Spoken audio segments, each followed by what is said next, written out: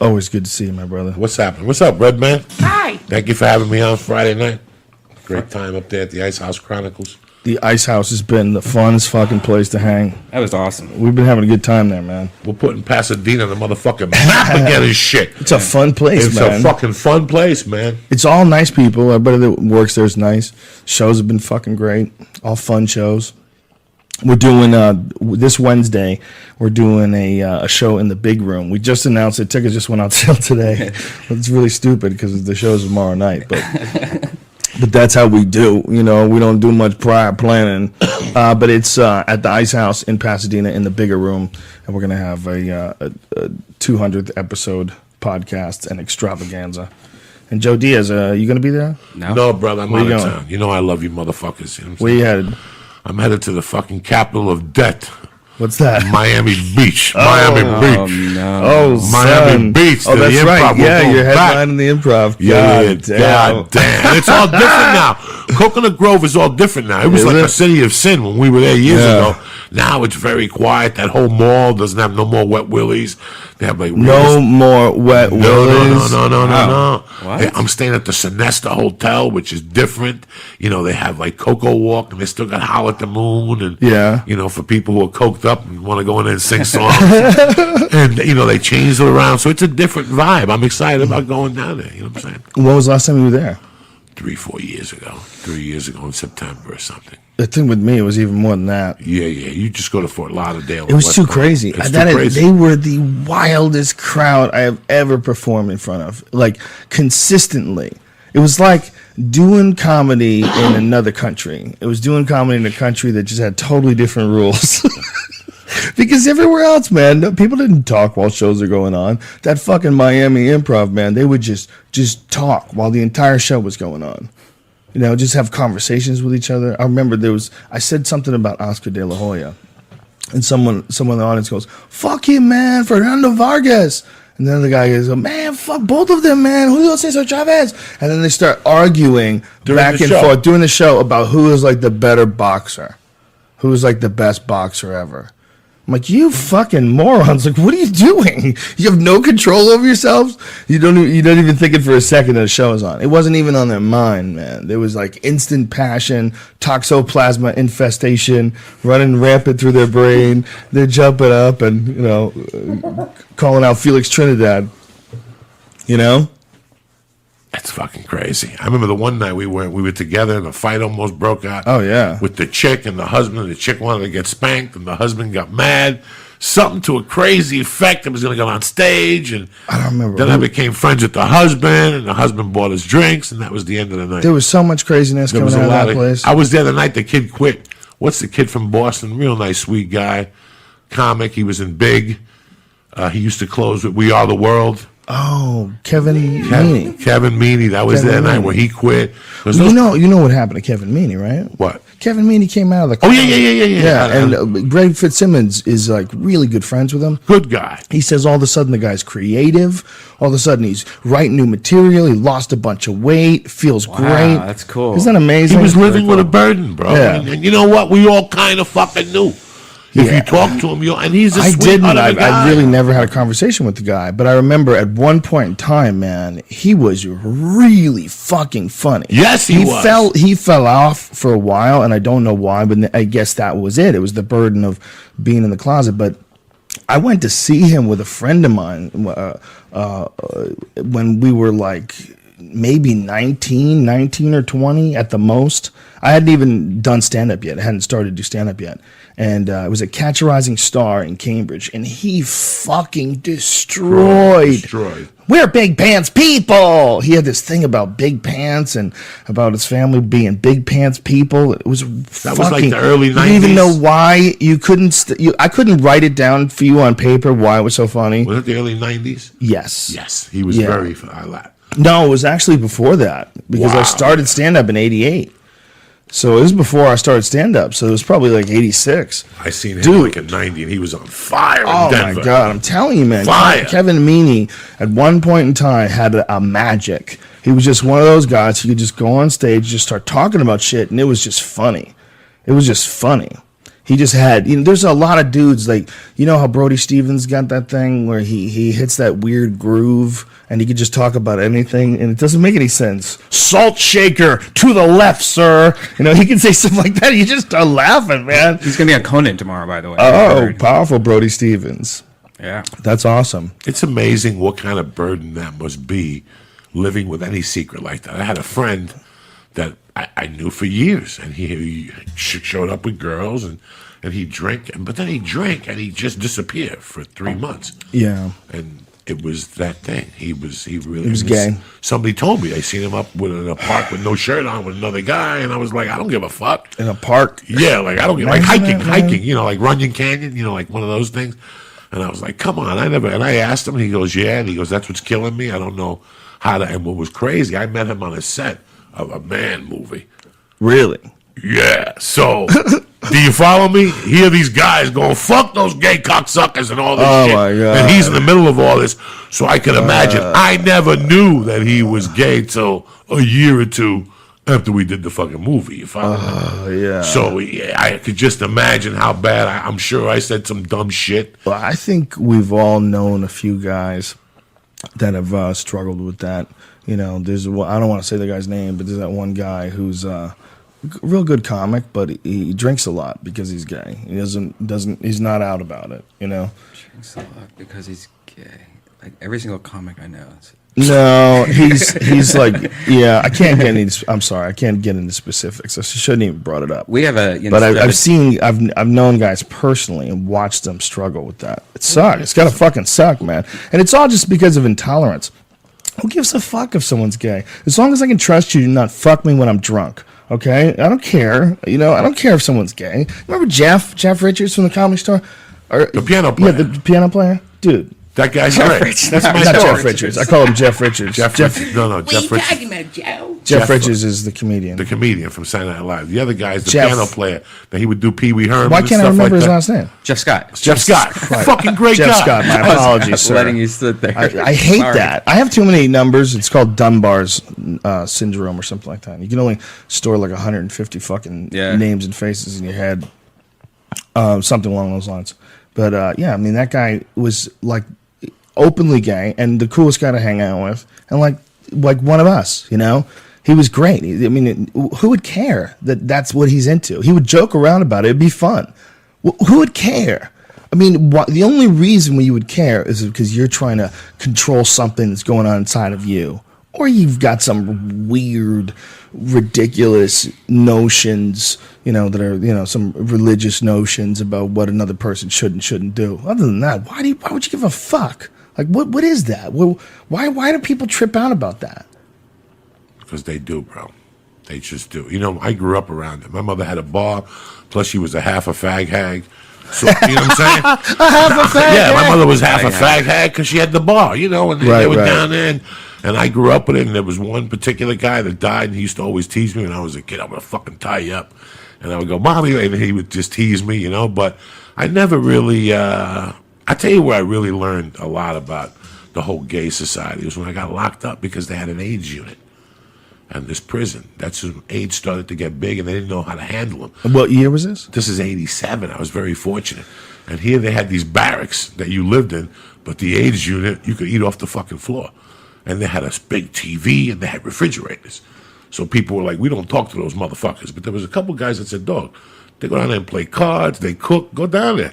So I'd start going down, and I ran my action out of there most of the time, like my gambling, because I had a TV, a big colored TV.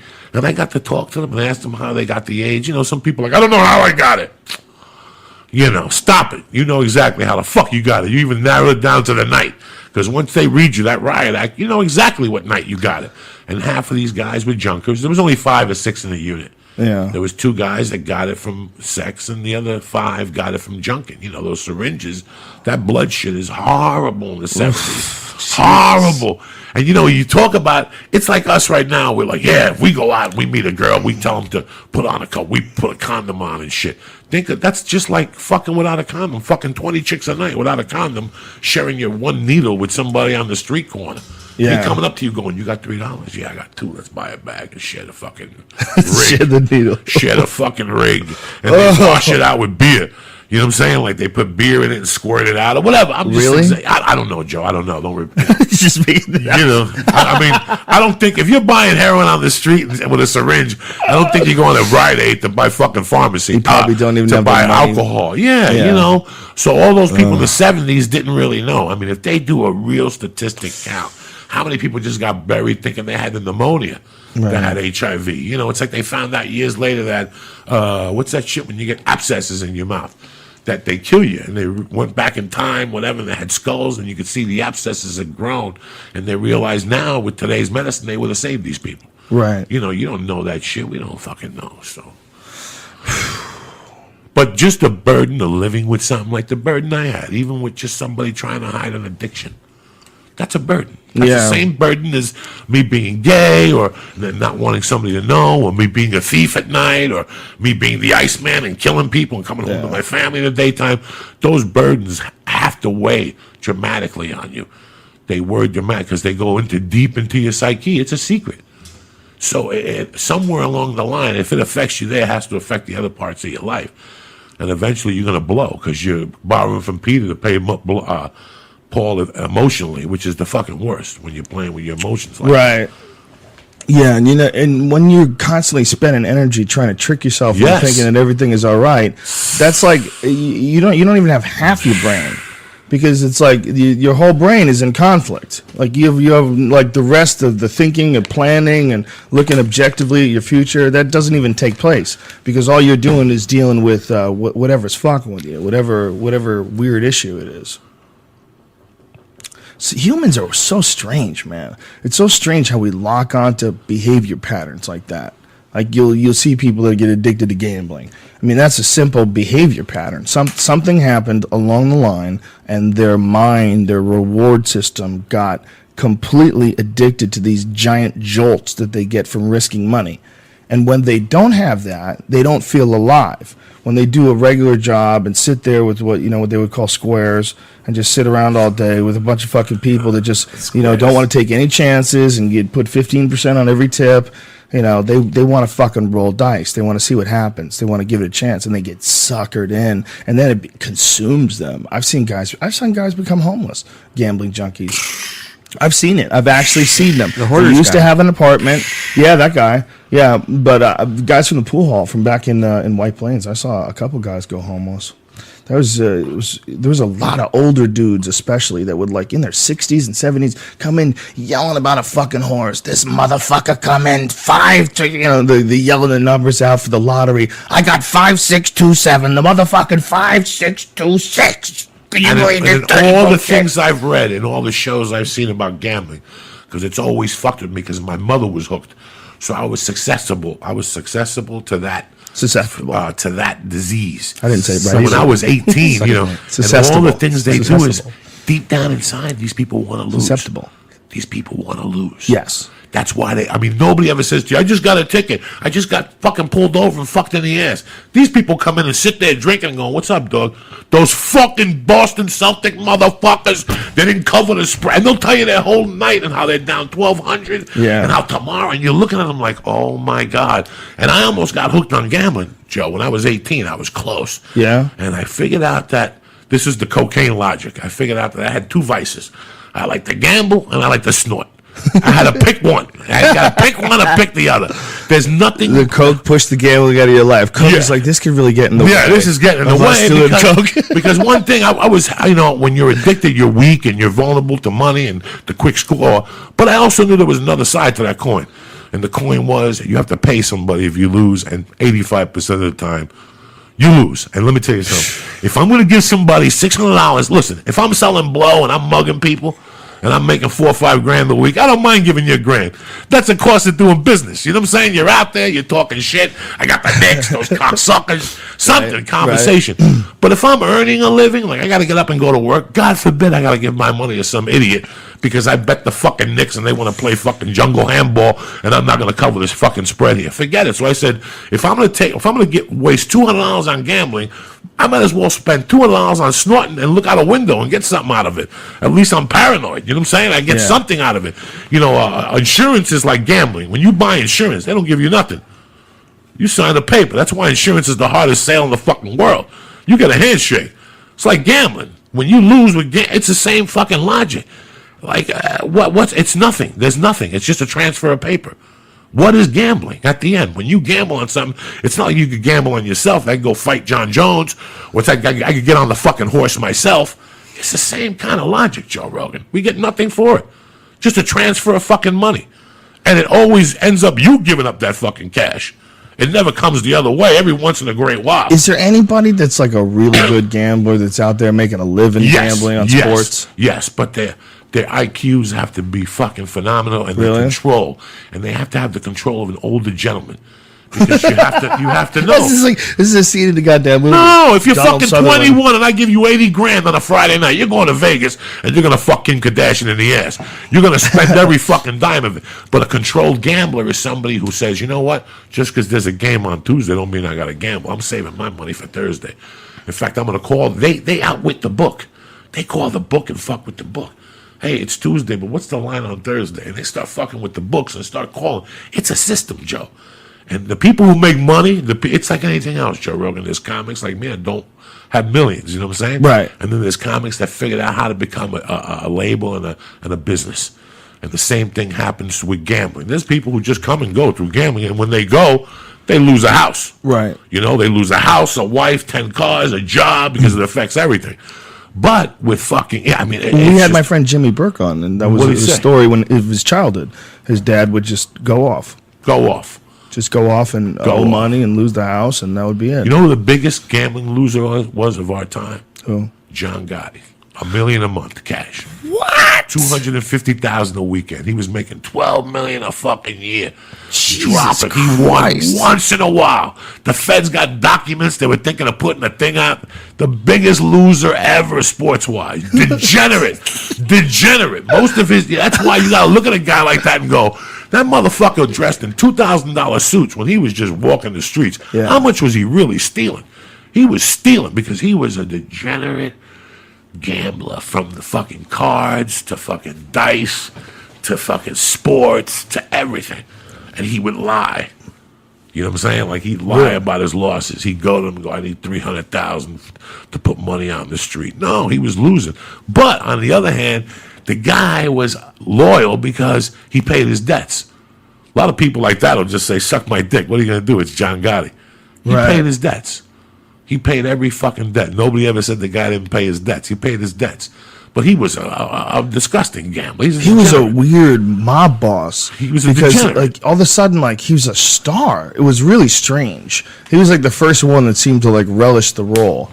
You know, remember when they couldn't catch him with anything and they'd call him the Teflon Don, and he thought that he had that big bald dude that was a mafia style lawyer. Remember? What was that guy's name? Cutler. Yes. Bruce Cutler. Yes, and he was his lawyer, and he was like the celebrity lawyer for John Gotti. And the way he always defended him was like, whoa, this guy's got this like super intelligent bulldog legal guy on his side, and he's just gonna fucking do battle with the system. Meanwhile, everybody knows he's the head of organized crime, and they're trying to figure out how to pin it on him. It was the weirdest thing watching it all play out, like in the news. It's like, how is this guy? This guy's just running around, like, he's the organized crime guy, and they're just trying to figure out how to bust him. Like, it's like real strange. It's like watching like Law and Order play out like that, where they're convinced the guy is guilty, but they can't get a conviction.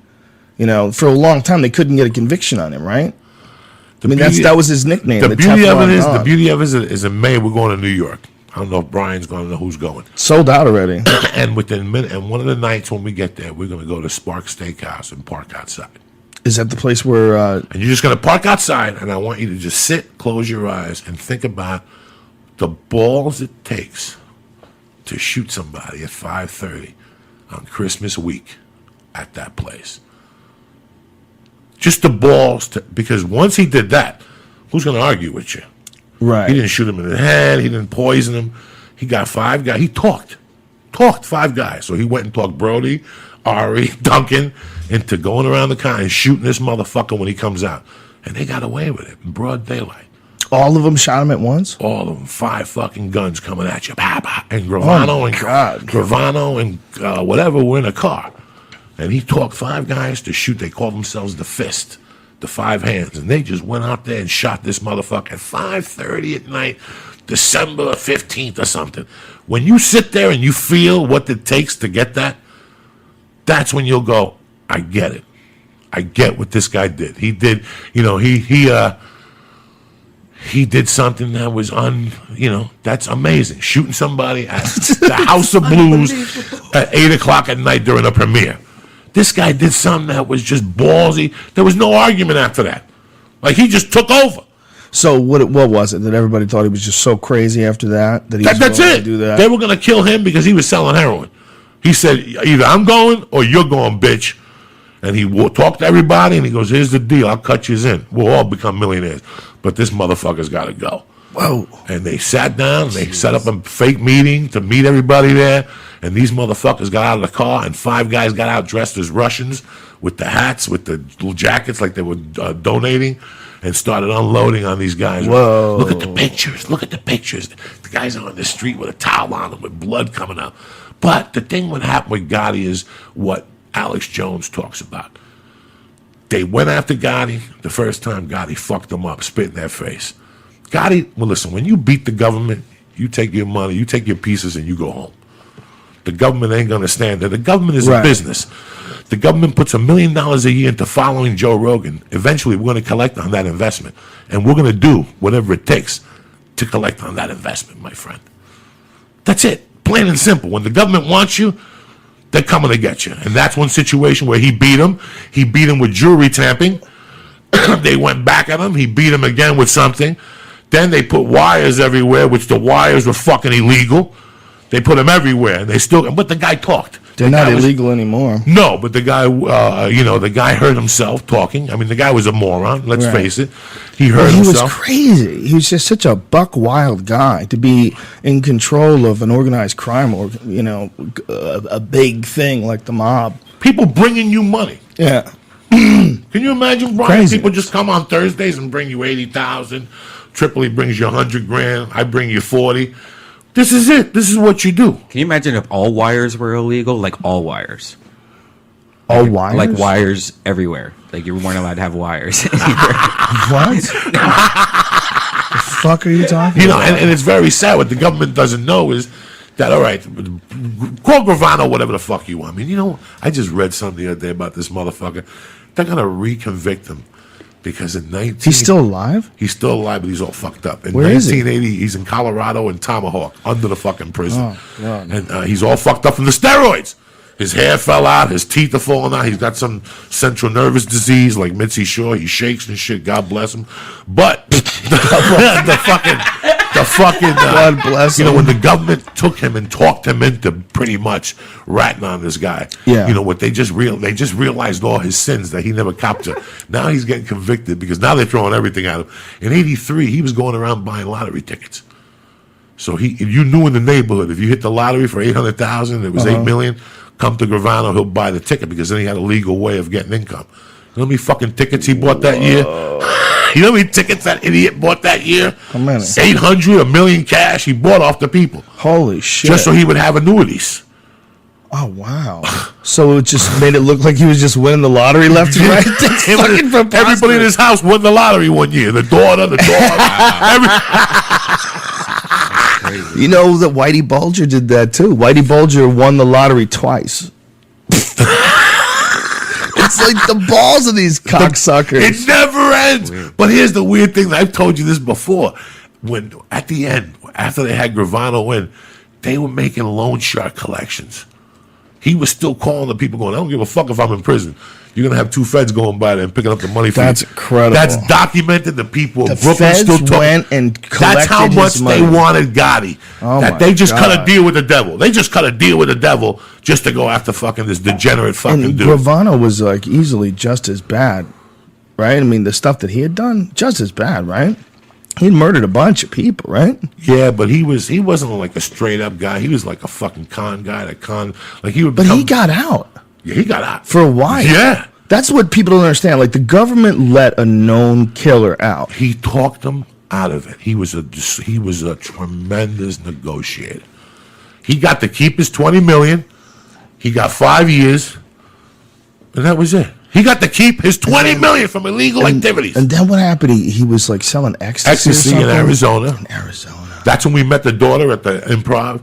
The daughter came to the show that time. The one that's on Mob Wise now, the chubby one, came to one of our shows in Tempe one time with your buddy, the ex-fighter, the bodybuilder guy. He had a bunch of broads with him. And I was making fun of, I said something about the town, that Sammy the Bull. And afterward, he goes, I got his daughter here. Be careful what you say. Whoa. That was his daughter that was there with us that one. This is 98, 99. I can barely remember, but I'm kind of remembering it now. Yeah, that was a lot of freaks, dog. Well, Arizona's a strange place. Very strange. Brian pointed it out to me once. We were in Scottsdale, and we were hanging out, having a good old time. And Brian goes, everyone's on coke. Everybody. And he goes, you look around? He was like, he clued me in on the mannerisms, and he goes, go walk up to them. They'll be having a conversation where they'll be really fucking sincere, but they could be talking about what's better, Coke or Pepsi. Yeah. It also was like right when I said that, we looked over, and everybody at the same time was like wiping their nose and going like this. Yeah. Like it was just weird. It was like a movie. It was if it was in a movie, it would be too over the top. You'd be like, no, there's not that many people on coke at the club. But this place was redonkulous. I don't know if it's still like that. You know, cultures. The coke comes and goes. Like people always gonna want coke, but the coke cultures like kind of die off a little bit. There's a lot of people who try to get their act together. You know, there's a lot of people who don't like the way that wrecks their fucking body, and they're trying to get out of it. I really you put white powder on your nose. You say I really would like to know. I really would like to know the amount of coke that comes into just our country every year, just to figure it the fuck out. What do you think? Like, it's gotta be in the metric tons. Where do you think it's coming in? How do you think it's getting here? Mexico. But what, like, who's bringing it in? Is it like big? The Colombians cut their hands. The Colombians grow it now, and they said, "Look, we got too much money." Really? We've been doing this for 80 years. We're sick of this shit. Cutting and governments and helicopters. Do this. Come down, buy a package, take it. So it's just like an awesome neighborhood league and buy coke. In the old days, the Colombians in the old days, a guy named Carlos Leiter went to the Medellin cartel and said, you motherfuckers don't know nothing about transporting. You guys are missing the boat here. You guys are just selling it. Fuck that shit. We're going to sell it, transport it, take it to the United States, cut it, sell it again, and we're going to take all that profit A to Z. We're just not going to make our money in ABC. We're going to go A to Z, right to the fucking streets. We're going to put our people in there. This guy was a college-educated fucking coke dealer, and he went and he put that island, Barbados, whatever, the one in Blow. That's supposed to be Carlos Leiter. Right. He's the one that the Medellin cartel gave him up. When Bush wanted something, I got to get something, guys. Right. You guys are down there making millions. We got Noriega. Because they went down there and just told Noriega, it's over. Give us the keys to your bank book. Give us your bank book. Give us the name of the dealer, because we're in on that 10%. And we're taking everything. You're getting, you know what you're getting? What's behind door number 8? $20,000, a plane ticket, and a yo-yo. That's it. We always throw in a yo-yo. You know what I'm saying? Noriega was a known drug trafficker, right? That was the deal. And he was running Panama, right? What's the real deal? Here's the deal with the Colombians. The Colombians have a saying. What's the saying, Brian? Plomo o plata. That's not what I was thinking. That means either you're taking a bullet or you're taking cash. I know you're Catholic and you're Christian and your wife goes to church every Sunday, but it's either pun or whatever. Pluto or plata.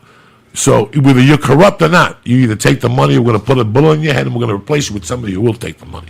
I was thinking put some oil on that. And that's what they did to Noriega. Noriega was, and then they're funneling hundreds of millions of pounds of coke through his island. And let's pretend he's getting a penny a fucking ounce. It is a kind of an amazing gangster move, though. You got to admit. Bush is a bad motherfucker. All of them. I mean, if you just look at human civilization, if you looked at it as like a numbers game and saw the incredible scores the United States has pulled off.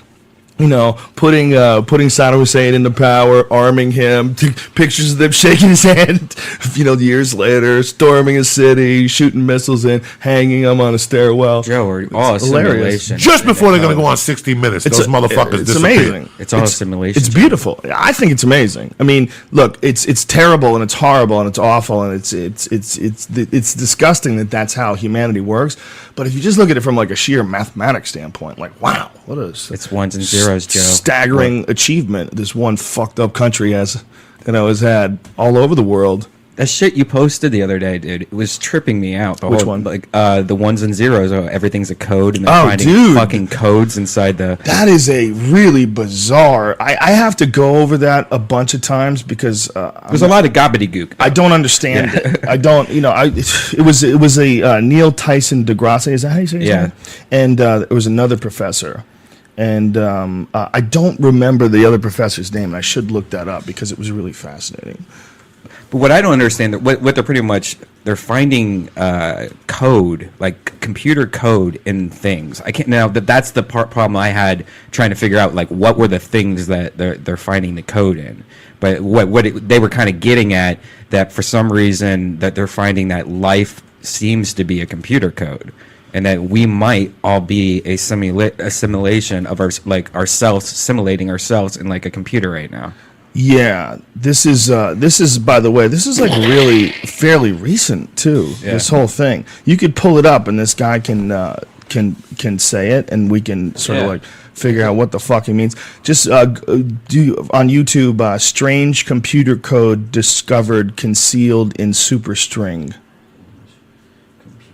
Code discovered concealed in superstring equations. Yeah, what the fuck's a superstring?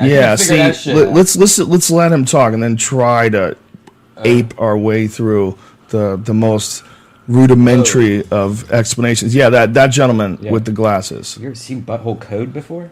Shh. We can shape your vision to anything. The opening, it was weird. Yeah. Let me get. It's saying, what if it really existed? Meet Professor James Gates Jr., theoretical physicist, and John S. Toll, professor of physics at the University of Maryland. This is all like on the screen with graphics. While working on superstring theory, Professor Gates discovered something very interesting hidden within the equations. See for yourself. Warning the viewer is responsible for his own conclusions. My channel is not responsible for any potential mental instability this may see. Are they trolling, son? Viewer discretion is advised. Are they trolling? Here we go. City is March 7th. Well, partly it's taken to these very strange images that are behind your head right now. These are pictures of equations. I've been, for the last 15 years, trying to answer the kinds of questions that my colleagues have been raising. And what I've come to understand is that there are these incredible pictures that contain all the information of a set of equations that are related to string theory. And it's even more bizarre than that, because when you then try to understand these pictures, you find out that buried in them are computer codes just like the type that you find in a browser when you go surf the web. You're saying your attempt to understand the fundamental operations of nature leads you to a set of equations that are indistinguishable from the equations that drive search engines and browsers on our computers. That is correct. So, wait. I have to just be silent. See, that's where the gobbledygook. It's kind of let me try it again. So you're saying as you dig deeper, you find computer code writ in the fabric of the cosmos. Into the equations that we want to use to describe the cosmos, yes.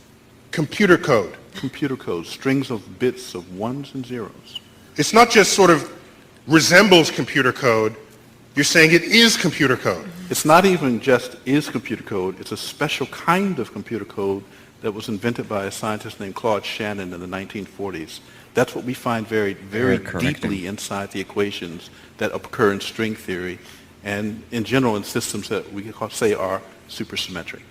Some of those codes are showing on the screen behind you right now. They don't look like codes, but these pictures, which we call adinkras, are graphical representations of sets of equations that are based on codes. That in the description of our universe, that is a supersymmetrical universe, which we were going to test in the LHC. If you believe that description, I can show you the presence of these codes. That's my statement. Do you have any predictions in your ideas or any ways to test any of your ideas any more than, say, the guy over on the screen?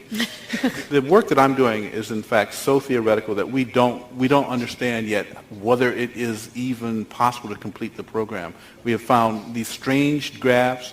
We know that they are equivalent to equations, and we have found in these equations computer codes And so that's where we are right now. So I cannot give you a prediction. This work is less than 2 years old. Jesus Christ, I don't understand a fucking word of what he's saying. That was like, see the point. I do and I don't, folks, if you're at home screaming, listening to this. Well, what he's trying to say quite simply is that the computer that they're using to decipher everything, they're finding... The equation, the math that they're using to explain the it has code in it, but that's like... That makes no sense. Very difficult to wrap your head around. Yeah. Because what I understand was that he was saying the computer that they're using to represent all this stuff, they're finding a code in it when they're trying to represent it with a computer, right?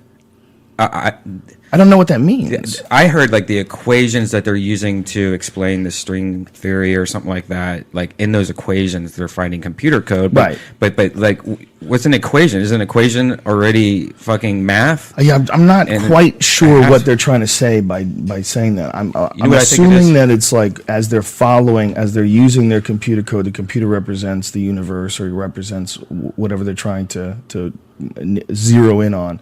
Then they see a pattern that exists in ones and zeros, and they're saying that it's very clear that it's a specific type of pattern that was invented by one certain scientist. So they know exactly what the code should be.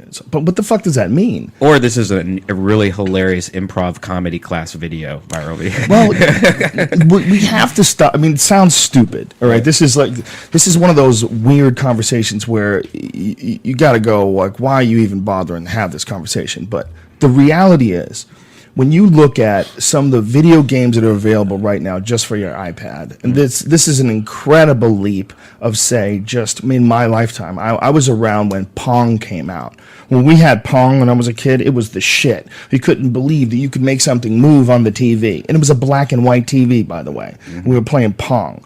Yeah. And to go from that in our lifetime to what we're seeing now graphically, I could only imagine that if you could go 1,000 years forward from now, could you imagine? We're easily going to have some sort of an artificial reality. The real question is this it?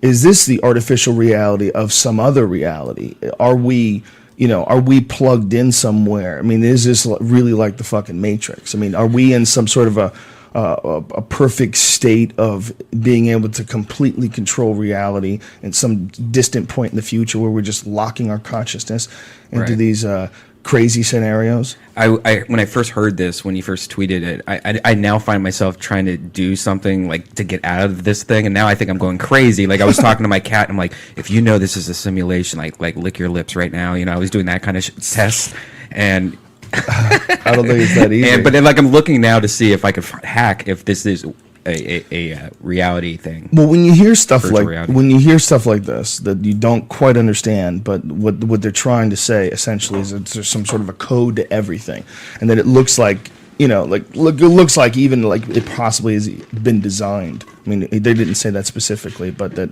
if there is a mathematical code to it all, not even saying designed by like an entity, maybe just designed by nature, whatever the fuck it is. But you got to think that they're going to be able to simulate that eventually. If they can get to that, they're going to go from that, and then they're going to go to the next stage. What is the next stage?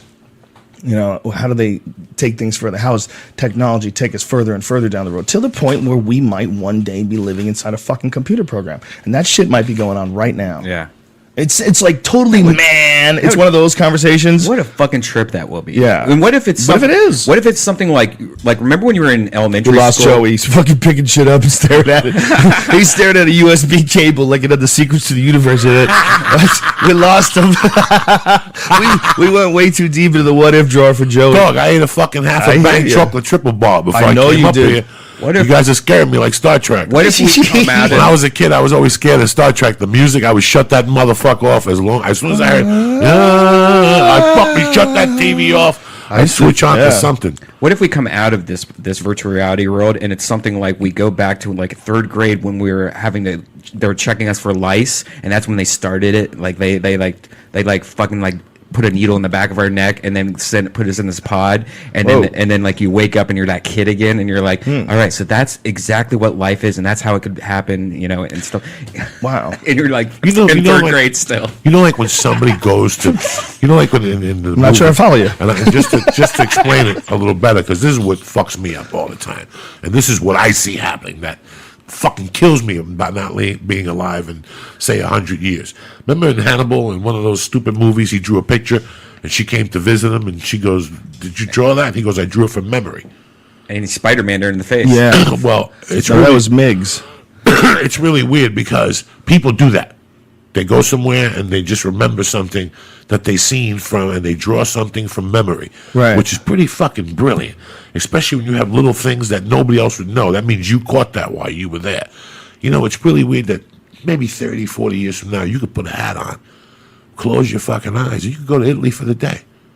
Yeah. Yeah, or forever. You're going to go to Italy for the fucking day. Yeah. And come back, and it's going to cost you $89, and you're going to get on a bus tour, and it's really going to fucking take you. Have you ever had an experience, any sort of a psychedelic experience that you felt like lasted a long time, and then you came back, and it was like, it only been like 10 minutes, 20 minutes? Yeah. Have you ever had one of those? Salvia. Absolutely. Salvia, yeah. That's what Ari said. Ari said he went somewhere for over a month. He said I think he said for months he felt like he had friendships there, and he was going to miss people, and he was like living in some strange fucking parallel world. No, salvia. And he said he came back 10 minutes later, and he was just completely freaked out. It took him so hard. It was so hard for him to readjust because only 10 minutes had gone by, but to him months had gone by. No, but we talked about this on the podcast, and I got all these tweets from other people that said they had the exact same thing happen to them. Mm-hmm. You feel like while it's happening though, you have like this weird sense that like, hey, I know all about this already. Like I've been here, I've felt this before, and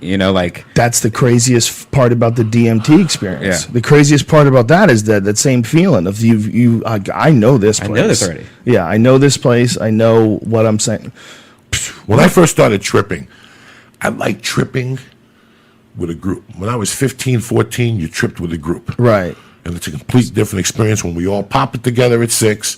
We drink beers, we roll 15 joints and smoke them, and then 8:30 you're tripping. And now you're with friends and you're with warmth. Right. And the scariest thing for me was going home. 12, 1 o'clock, because you're by yourself.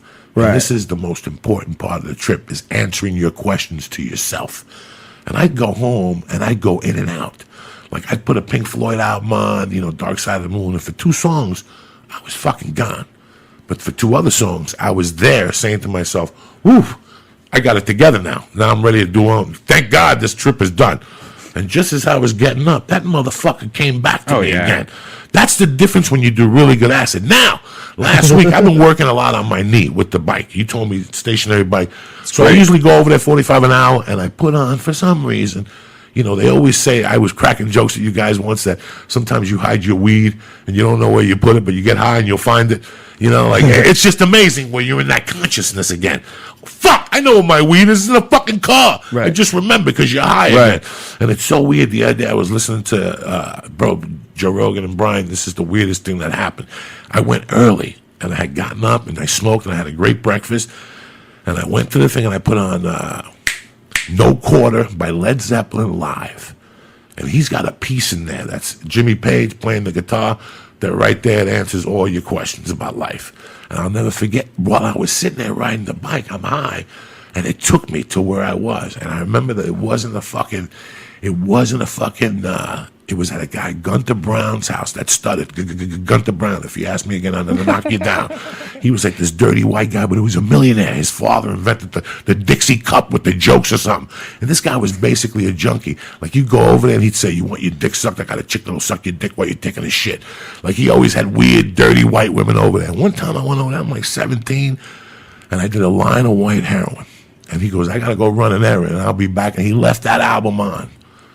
And I remember that I was sitting up, but in my mind, I was in my fetal position, and I was in my mother's womb, and I could hear her heartbeat. And even though all I could hear was Jimmy Page's guitar.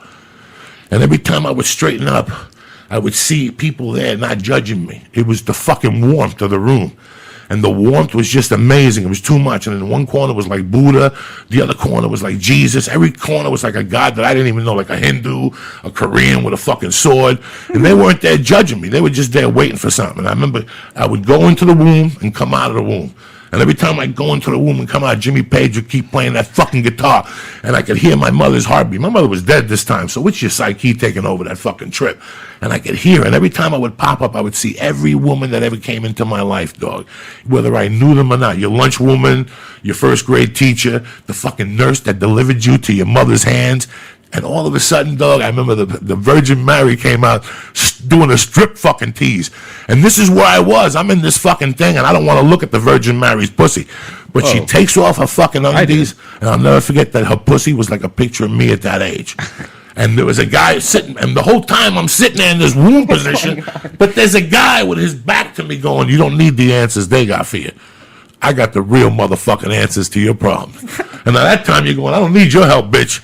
The Virgin Mary's in front of me. I got the answer, motherfucker. And I remembered that heroin trip, how I cleaned up after that for about a month. Because it was so real. And it was 8 hours of that. Did he say the Virgin Mary's pussy was him as a child? As a me. It was like me with a little afro. And I was like, ah! What the? Ah! And I forgot that for 20 fucking years. Look, my balls are itching. You know what I'm saying? That's how strong that fucking story was. No wonder I always want to touch you. I never fucking, and I didn't do it for years after that. Like, I was like, that's a little too fucking strong. That's why when you guys talk about that DMT warmth, you smell. That warmth is universal like that. When you're there at that other level of consciousness, and you're tripping, you're in deep waters, but something's telling you, you're okay. Right. It's very loving. I mean, people who have bad trips, I don't know what your particular chemistry is, but a lot of it, I do believe, and this is, I'm no expert, clearly, but I do believe a lot of it is shit that's fucking with them already. And it's overdosing. It could be that. No, a bad trip is basically somebody trying to control it. You want me to tell you what a bad trip is? Seeing yourself. Oh, okay. That's all it is. Because when you But then how come some people do it a few times and they enjoy it, and then they'll do it one time and have a bad trip? Because they see themselves. But they do it the first couple times. Sure, because we did it in a circle. We didn't go home and the phone rang and you seen your face in the mirror fucking melting. That's why I have no mirrors in my house. You felt warmth, and you sat down, and all of a sudden you feel like eating and you don't. And all of a sudden you start thinking of your childhood and where you went wrong and all the secrets that you have inside of you. And now they're in front of you and you got to deal with them. That's your bad fucking trip.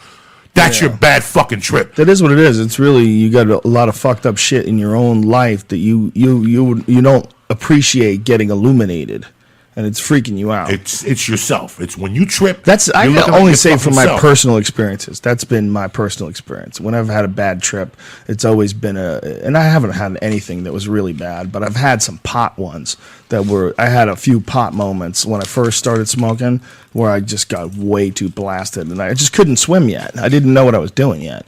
And I was just getting overwhelmed by these waves, because what would happen was, whenever you're in even a mild psychedelic like pot, what it does is it sort of brings you into some different place.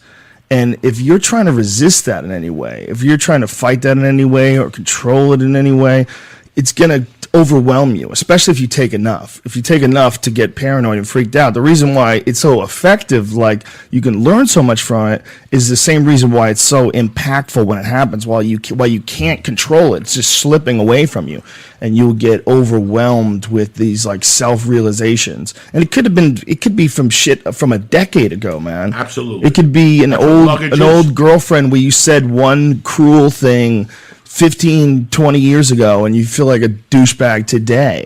Things that you said when you were 15 can haunt you. I mean, I've had that happen, but I think that's all like to get you to look at yourself in a really honest way. It's very difficult for us to do. I think most of us like to, put our blinders on and just sort of stumble through this and make it look as pretty as it possibly can along the way, and pretend that we're doing everything correctly. But to really like assess, it's almost like forcing yourself to go to school on yourself. People don't want to do any more schoolwork than they already have to. If I can get off work at 5:00 and I'm done for the day, there's no more thinking. Done.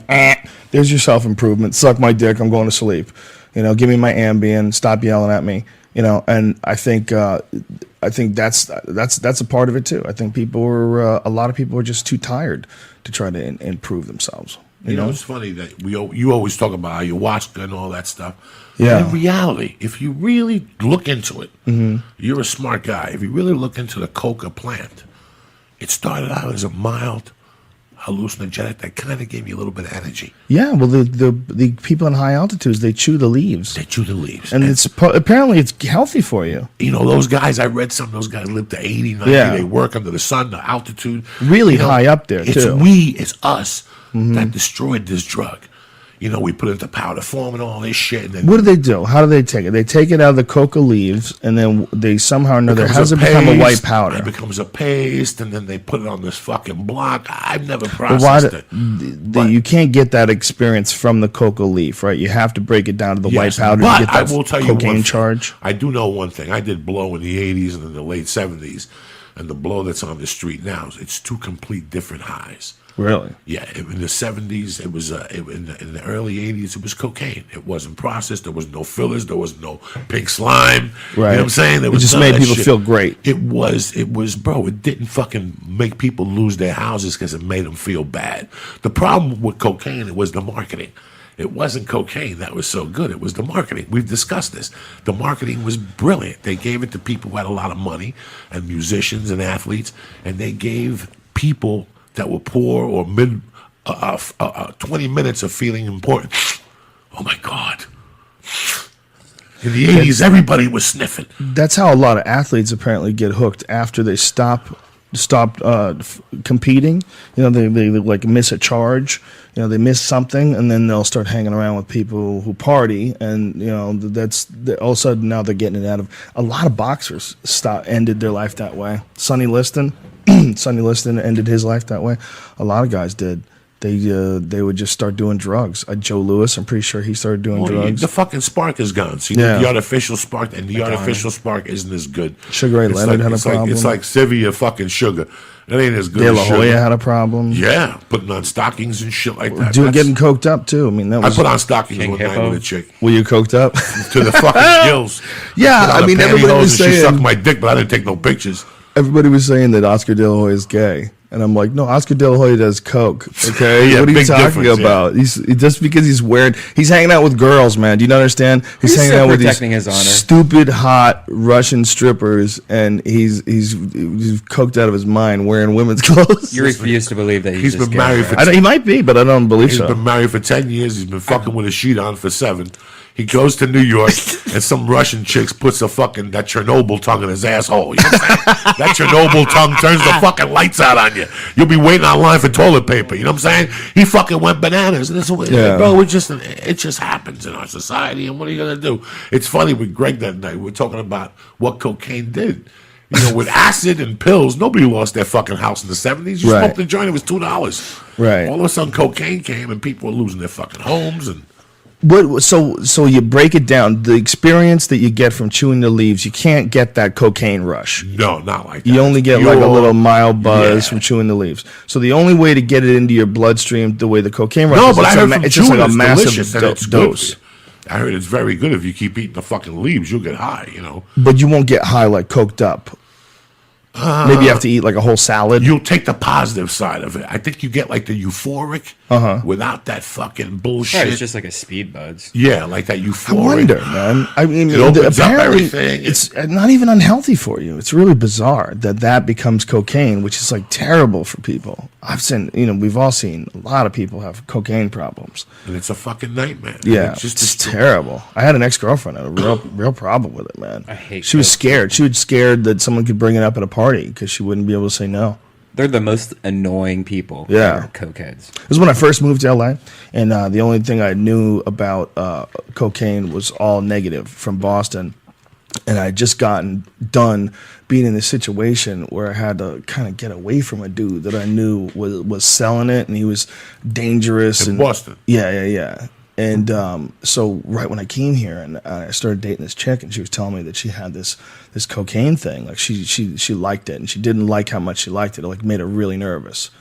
And I was like, why? She's like, well, I could just see myself just completely fucking up my life for that stuff. And I was like, why? And she was a very smart girl. And she would, if she would go to a party, she said she would get scared if someone pulled it out. She could get scared. Hey, bro, once some people get going, they get fucking going. You know? Apparently, man, especially girls. I have a friend. I've never done coke, never. But I have a friend who did it and started doing it just because of girls. And that's how he got into it, because girls like it. He said, dude, he goes, girls will go crazy when you do coke with them. He goes, they go crazy. So that's why he started doing coke. They go. He says, I don't even like it.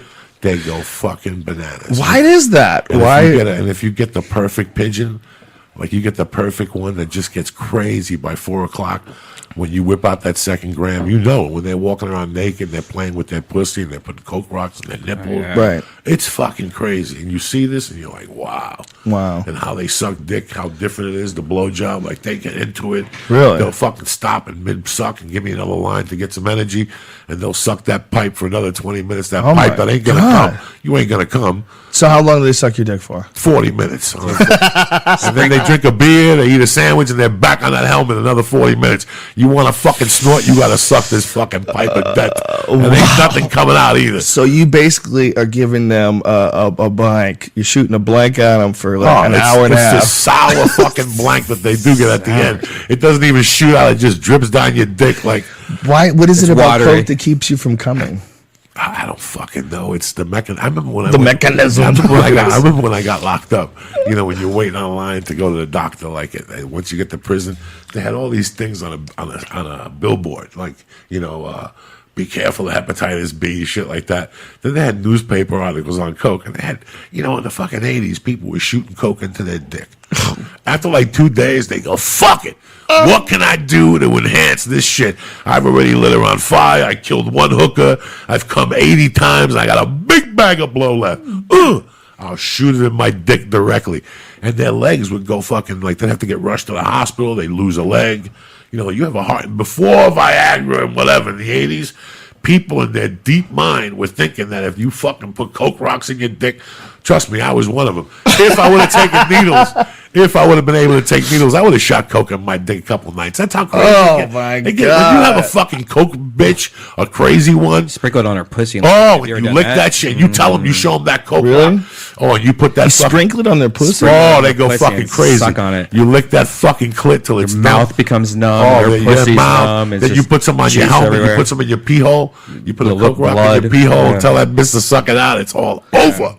What? Oh, you put a coke rock in your pee hole. Oh, fuck like you load it up like a spitball? Yeah. Right, like a spitball, like a cannon. And then they suck it, but the wetness, it gets all gooey and shit like that. Okay, so what is it about doing coke that makes people just become crazy? Just makes people freaky and makes people just, what is the feelings? I've never experienced it. I don't want to know. You want the original, the middle, or the last result? Any of the above. The beginning, it's like getting laid for the first time if somebody opens Pandora. Either you like it or you don't. Like a Foreigner song? But what happens is socially, once you do it, it lifts you. It lifts you to a different level of people. Like you think that's how it gets you. It's like anything else, Joe Rogan. Gambling. How do you get addicted? Listen, doc, I want to lift. I never had biceps, doc. Okay, I want a shot to help me get biceps. What do you mean? You shoot a fucking shot. Next thing you know, you got a bicep and shoulders. Next thing you know, you at the doctors every week shooting fucking steroids. How does it start? It all starts beautiful. It's like a marriage. You go on the honeymoon, they suck your dick, honey. After a year, Monday Night Football, you don't want to talk to them no more. It's just like anything else. The drug turns beautiful at the beginning. You're meeting people. Oh my God, they're so interesting. They're coked up. They're having art parties and shit. I love that. Then it becomes something different. Then it becomes taking the package home with you. Because at first you go out, me and Brian, you got 20? Yeah, let's split a 40. Boom, we go out, at the end of the night, see you tomorrow, bye. Then it becomes something else. Brian, let's get another 40 and go back to your house. Let's get another 40, Then we go back to his house and we get another 40. Then it becomes something else. Now you're missing work. Your bank account is fucking down. Now you're on a roll. Now you hook up with a chick that's completely out of your character. Why? Because when you give her a rock of coke, she licks your asshole. She lights your ball sack on fire. She does that. There's nothing even emotional about it, Joe Rogan. There's no. You don't even like this chick in the daytime. Right. You don't even like her in the daytime. But when you're doing coke, she's fun. She'll talk to you. Right. You know, whatever. And a lot of guys like just the fact that a girl will go degenerate with them as well. With them, sure. Nobody wants to go down a dark street. They always take somebody down dark streets. Yeah. And then it becomes something like after 20 years for me, it becomes creepy. 20 years? It becomes your underlying motive. When for you everything. wake up in the morning, you're thinking of that joke. You're thinking of going to Tennessee tomorrow. But I'm also thinking of how am I going to bring coke with me? How am I going to stay clean? Am I going to get it tonight and double up for the week? I just get really fucked up tonight. That'll take me over till you start. Take me over till when you say that, like, what would happen? Like, how many days could you go before you would get like a physical craving? 3 days. In those days, 3, 4. Wow. I got a craving every night at 8 o'clock. At 8 o'clock, my fucking ears would go numb like Michael Corleone in The Godfather when he shot Salazzo. You know what I'm saying? My ears go numb. Right. And I could, but I was thinking about it the other day. You know, I used to run red lights until I got to the ATM machine. What? Even while I was taking the money out of the ATM machine, I was a different person. There was no logic. It's like that joke you do about sitting in the back of the bus and the bus driver's your dick. You know, like I had no logic.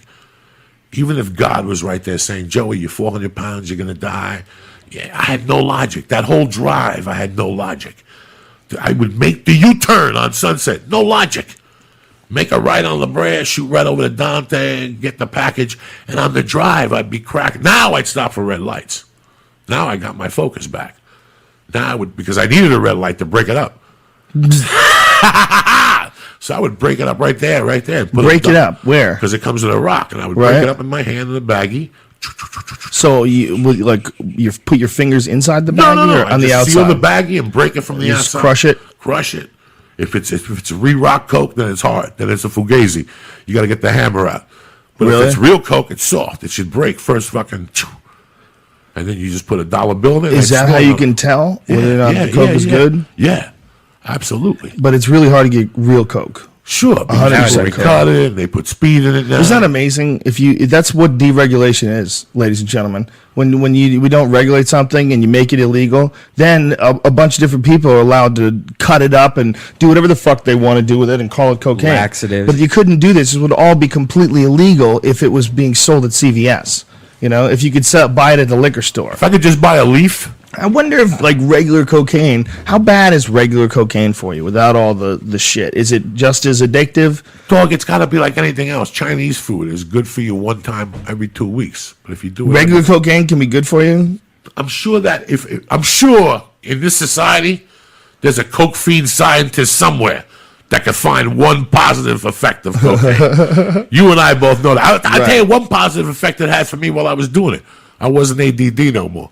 Really? It's amazing. You focus on fucking shadows. I was good at math. I would love to do math equations when I was coked up. Really? And mindfuck. You know I'm not a mindfucker. You know if you come to me and go, what if Anderson Silva fought Muhammad Ali? Go fuck your mother. I ain't got time to figure that puzzle out. I got more important things like a joker, you know. But you mindfuck yourself. Like, what if I went on the road every week and made 10 grand and sold 300 T-shirts? Like, I would do shit like that. Like, and you know, like shit like that. Like, and do math like that for hours. Like, it's got nothing to do with me, but I would get so analytical. You get so analytical. I think about shit that I was thinking about and break it down. Wow. The same thing you do with acid. The same thing you do with mushrooms. Right. You know, when you take a mushroom, if you're a normal fucking individual, if you have some type of pain going on in your heart right now, after an hour of giggling and joking around, that pain's going to start to come up because it's forcing you to deal with it. That's where the bad trip comes in. And it's the same thing probably happens for coke. It happens for heroin. I mean, dog, everything. You know, if I do 2 squats twice a week, that's great for you. If I do it 6 times a week with 400 pounds, I'm going to fuck something up eventually. Right. Everything, Joe Rogan, you know? But the coke experience is very different than the coke cut with speed experience, right? The coke experience I had in the 80s and the coke experience I had 5 years ago is 2 different things. When did it? There's no way to tell, like, until you do it, right? I think I think the coke changed in mid '80 when they figured out that the speed aspect of it would get you addicted. Oh. When they figured out So you get addicted to the speed. You're not even getting addicted to the coke as much. Absolutely. Coke gives you wings. Whoa, that is crazy. So once they started throwing the speed in and the accelerants in there, crack Coke was a loser for a while because they couldn't smoke. The Bush administration couldn't. Bush. They weren't letting ether into the. That was the biggest problem. It wasn't getting. We've had this discussion. Yeah. Where you couldn't get it out, so they started washing it with gasoline. So that Coke had a horrible smell to it. Like you do a line and go, Jesus Christ! Like some of it was like I remember one time I went and bought a bad buy. I bought 9 ounces. The Coke was tremendous, but it smelled like cat piss. And I would sell it at bargain prices, and people would still come back like, Joey, I love you, but this is brutal, dog. This is pure cat piss. Pure cat piss. I ended up snorting the whole thing and had I burnt holes under here. You know how football players put those black marks under their eyes? I had 2 pink things under here from the fucking whatever was coming out was just burning my fucking skin. But fuck it, it was free. I had already paid for it. I didn't know that. You know what? That's when cocaine became a no loser, because if the Coke was good, you sold it at high prices, and if it tasted like a monkey's ass, then you turned it into crack, and it burned all the residue, and it gave you back the pure cocaine. That's crazy. Who the fuck figured that out? Not two black guys in Harlem. You follow what I'm saying to you? This is what a conversation. No black guy, Brian. No black guy or no fucking coke fiend is gonna go home and go, listen, Brian, we got $40 worth of coke. I'm sick and tired of snorting it. What if we put it in a glass and we put baking soda in there and we put it in the microwave oven and cook it up, and in 20 seconds, once that bell goes bing, we take it out, we smoke it. 2 white guys on coke didn't invent that. That creating crack. What does the baking soda have to do with anything? Because it cleans. Baking soda, like when you put it in your refrigerator, you can put it in douches. You can brush your fucking teeth with it. Right. What is it? Bicarbonato. Whatever's in there, it neutralizes. It burns away all the waste. So all the shit they put in there, like if you put a gram of coke in, and after you take it out, weigh that motherfucker again. You get 6/10 now. Is that crack or is that freebase? That's like a freebase, but you could take that thing and put it into cigarettes. A lot of Colombians would just take the front of the cigarettes out and pop those in their clubs. And you think they're smoking a cigarette? They're smoking pure fucking bazookas in them cigarettes. them things are killing the cancer. Wow. So, what is the difference then between crack and freebase? They did something with crack to multiply it even more. To make it more addictive. To make it more, to make more of spread a money. Spread it out more. To make more money from it. It was really cheap, because I didn't understand that. Right. Cocaine was with baking soda. I thought that's what it was in a spoon. Yeah. No, that's the shit. The other shit. The shit they do with crack is when they put it in a paint thing and with thinner and like let's say I don't even know what you got 28 grams in an ounce, so 16 ounces times 28, whatever that is. A regular person would throw 10 on 28, so you would throw 16 times 10, 160 grams of cut on it or something. This is what I'm just assuming. Right. With crack, you could probably throw gram for gram.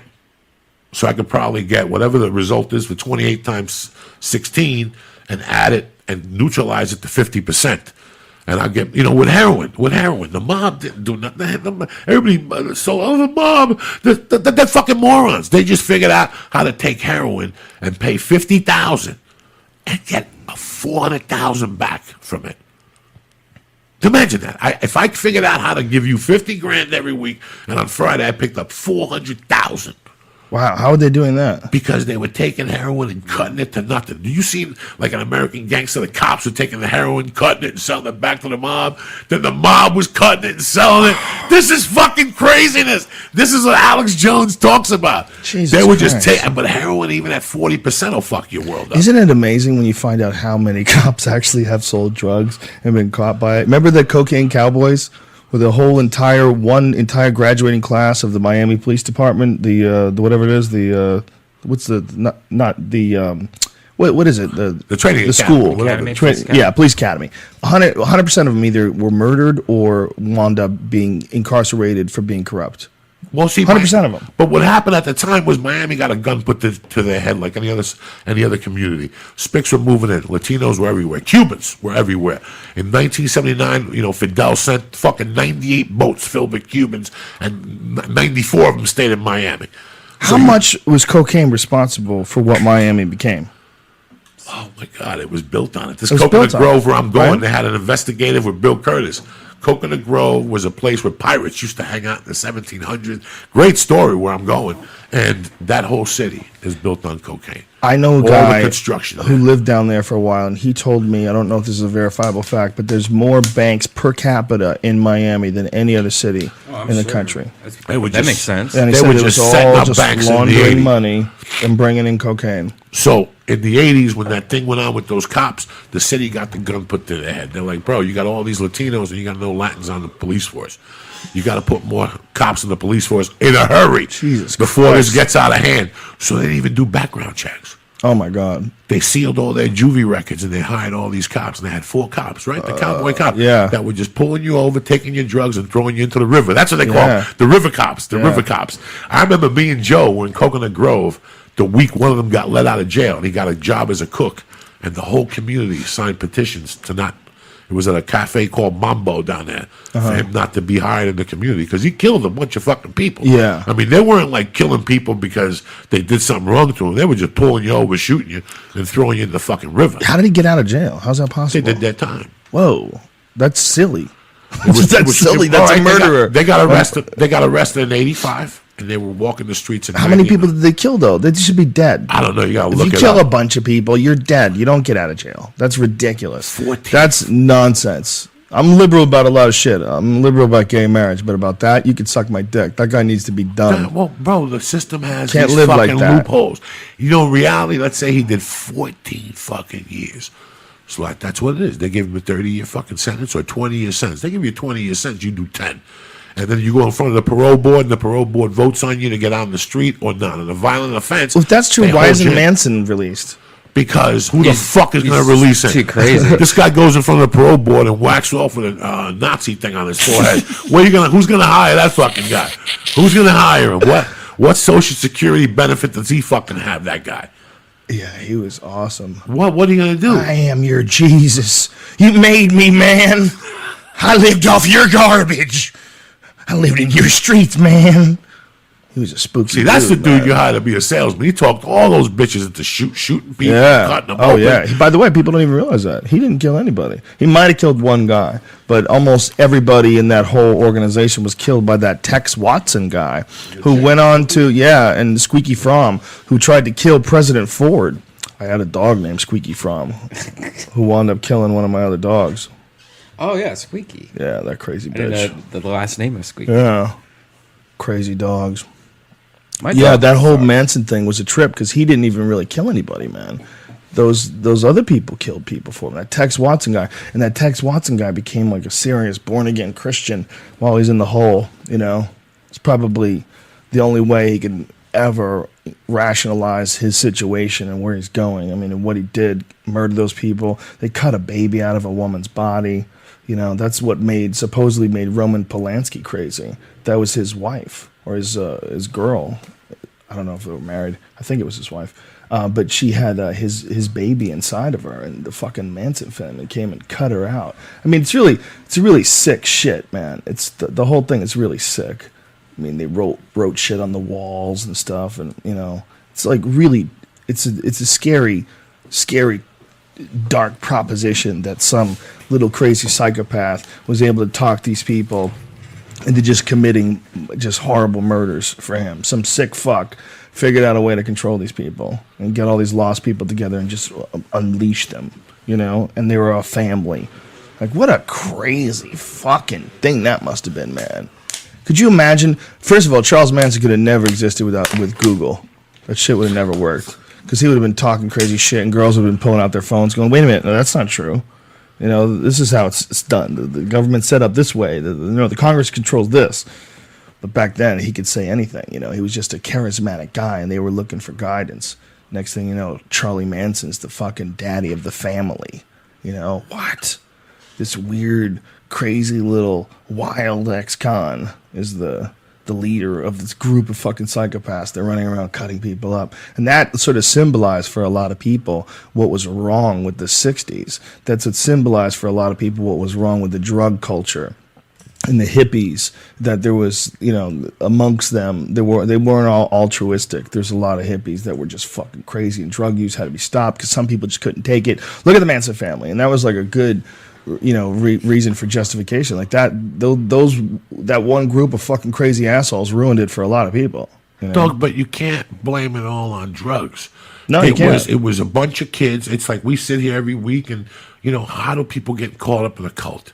How do people, they need love, man. Same reason why they get caught up in gangs. How does my friend's parents were in Mexico going to school? They're a white couple from Michigan, educated, good families, went to Mexico, got talked into moving to Pennsylvania and moving into a cult.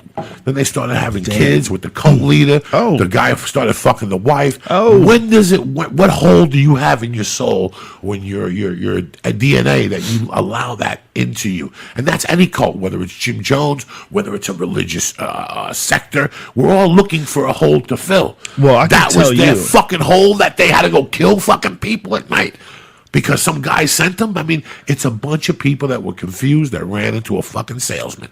When people run into a salesman, it's a bad fucking day for you. Yeah. They ran into a salesman. Again, the guy might have killed one fucking person. I ain't killing nobody unless Joe Rogan. I see him stab somebody first. Then give me the knife. I'm stabbed because we're all going down here. And you're going to send me to go ice some fucking guy because the Lord sent you. What? Dave Koresh. These people fill a void, Joe Rogan. Yeah. It's not the drugs. The drugs accelerates the fucking weakness to a point because they're confused now. They're fucking confused. I was essentially in a cult because I was in when you're doing martial arts, it's a positive cult. But you get involved in something like Taekwondo, one of the great things about it is it teaches you discipline and respect for your higher ranks and all this stuff. But in reality, it's this weird. It's like this. I mean, it's all this really controlled environment where the master's there and Master Kim, and you have to bow to the master, and the younger students, they bow to you, and everyone's in line, and everything is yes sir, yes sir. I mean, it's all positive, and you learn a lot from. Don't get me wrong. I mean, it greatly enhanced my life. Martial arts completely changed who I am. But when you look at it, there's a lot of culty shit to it. It's not like Brazilian Jiu-Jitsu, the instructors, they get respect more just by rolling with people and explaining techniques and by their reputation. They don't have to go in and everybody bow. And everybody bows in class and lines up and turn. It's very militaristic. We would bow to the flag and bow to the instructor and ki. And everything would be done, right, with like this intensity and focus. Cocaine? What's that? What do you want? No, I just got to ask him something. Keep talking. I Ask him something, bro. What? I didn't interrupt you. But Joe, it's very culty. It's a good thing. It was a great thing for me, but it could be abused, and I knew it was abused. Not with my school, but I saw it with other schools. There was always scandals, like an instructor did something fucked up, or one guy in the karate. What are you guys talking about? A fucking charger. This guy's got everything. A charger for what? What do you need? For my phone. No, what phone? That's why I was playing with your wires, brother. Oh, that's where iPhone works. No, you guys got 1,000 fucking wires. You gotta go iPhone, son. Yeah. Why are you resistant? Sprint's got the iPhone. Who has Trios anymore? I like that.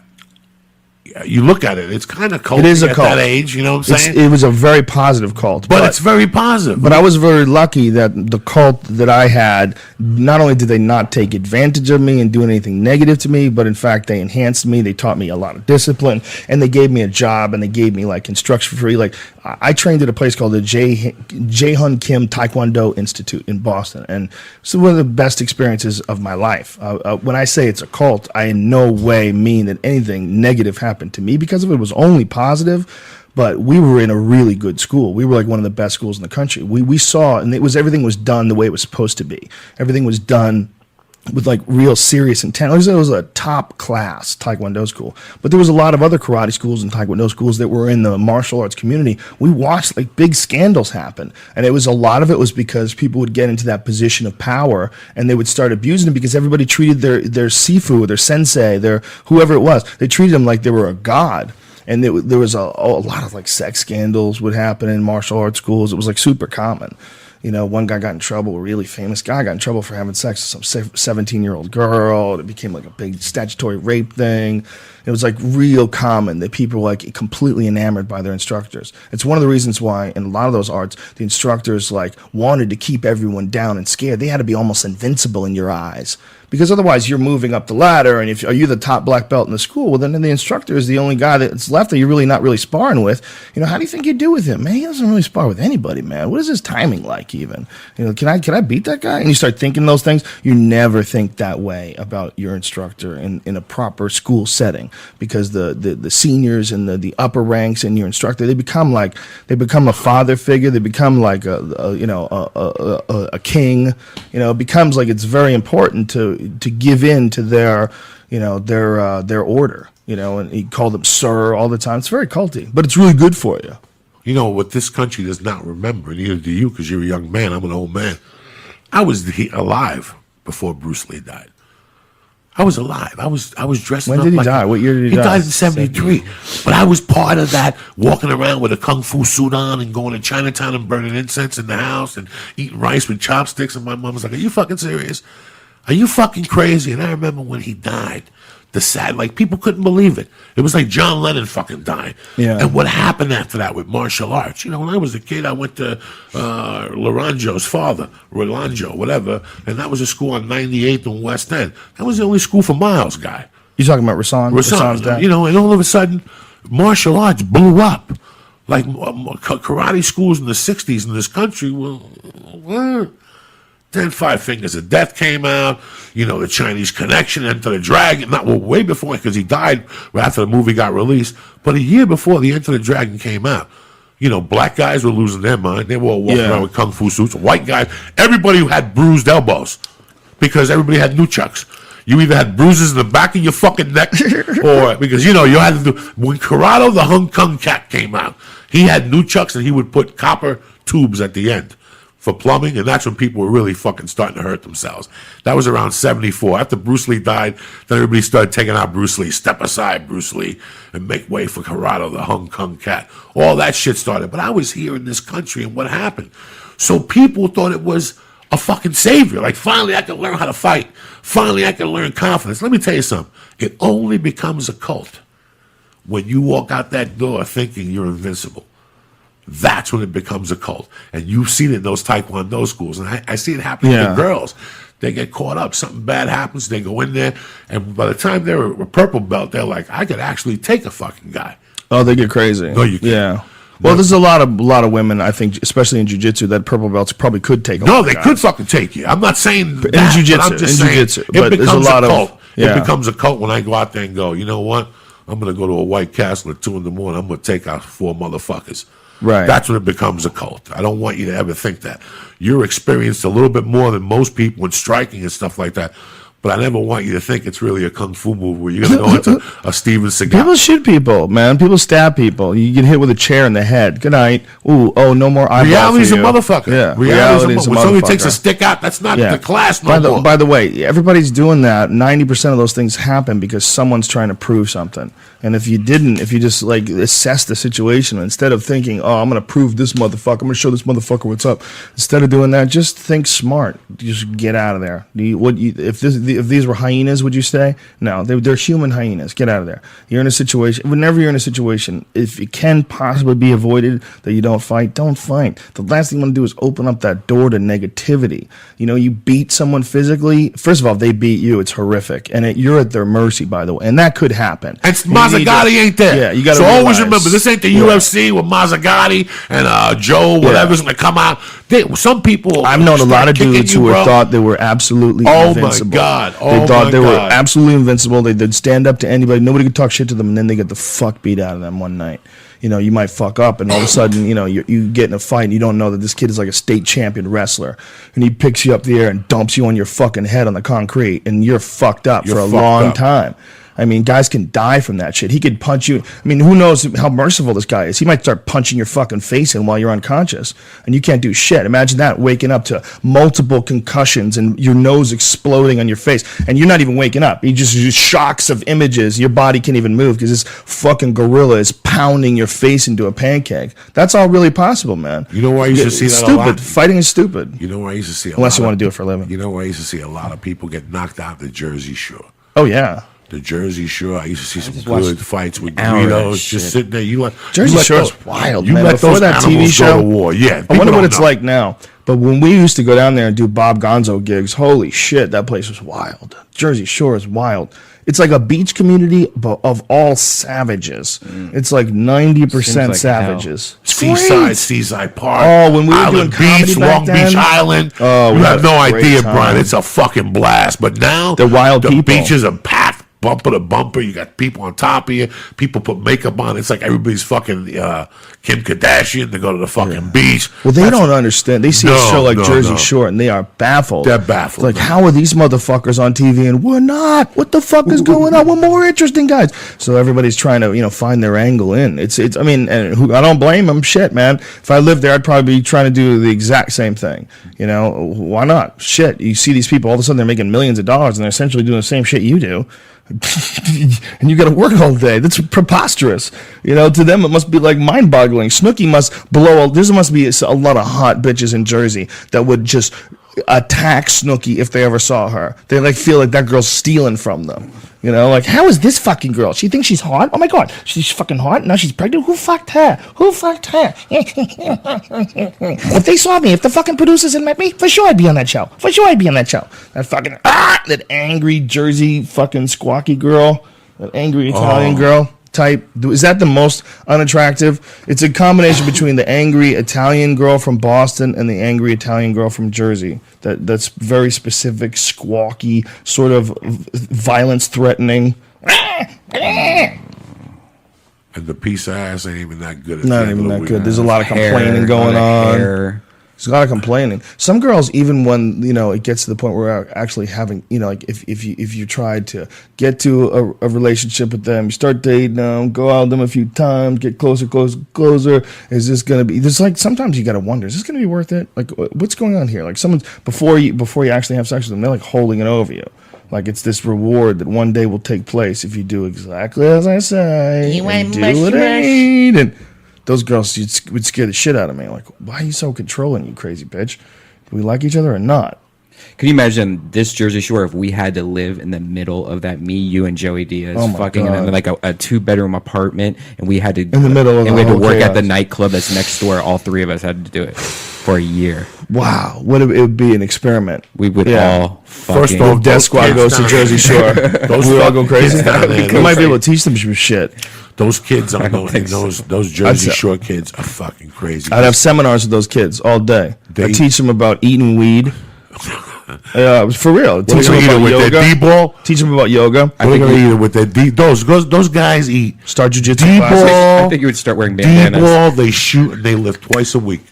They lift twice a week? And they just work on their biceps. Bring them into the gym. It's amazing, bro. They're fucking nuts. Give them some free jiu-jitsu lessons. Show them some shit about how the country really works. Get them to eat weed. Have you ever? We could change them. We could turn them around. Have you ever worn a bandana on your head, like Bruce Springsteen? Maybe we were born to. I probably tried it once or twice. It's I think I tried it once at the gym because a lot of dudes are wearing them at the gym. Let's bring it back. But it's really stupid because it just slides up because I'm expressive, so I move my forehead a lot and it just slides up and then it falls off your head. We should make a stretchy bandana that's comfortable. I've always hated accessories for guys, though. I like wallet chains. People give me shit about having wallet chains. No. I like that shit is functional. I'm talking about fucking people get dressed up to go to the gym or the beach and they wear the accessories get the fuck out of here. If I see a hot chick in a hat and the ponytail is going through the thing, it's too planned. Well, we're East Coast. Anybody that tries too hard was always a douchebag. Any guy that shows up at the beach with a fucking parrot on his shoulder. What are you doing, asshole? Who are you? Guy's walking through the park with a snake. Oh, this is my pet snake. Whoa, can I touch it? Who are you fucking weirdo? You know what I mean? When someone tried really hard to be eccentric, it's always get the fuck out of here with your cowboy hat. You're from Pennsylvania. I can't stand when they put glasses on. I'll tell you what my pet peeves are. When somebody wears glasses to look different. Yeah, how about glasses that aren't real? You remember that? That was a trend for a while. They drive me crazy. And people that grow up all of a sudden now they play golf. Come here. You're from Jersey City. How about I put my dick in your fucking nose? You're from Jersey City. You're going to go play fucking golf. But golf is supposed to be fun. What's wrong with that? I just don't like you are from where you're from. You know what I'm saying? Yeah, but Never I know mind. people from everywhere play golf. No.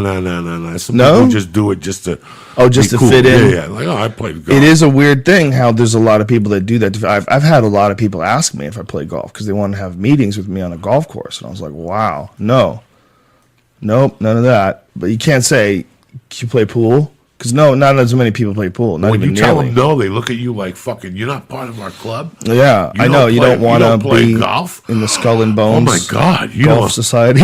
You don't want to pay $100 to walk around and fucking 18. Get the fuck out of here. Walk around the fucking park and hit a pigeon. I know a place that's a golf course. It's a country club, and it costs $250,000 to join. Just $250,000 just to join.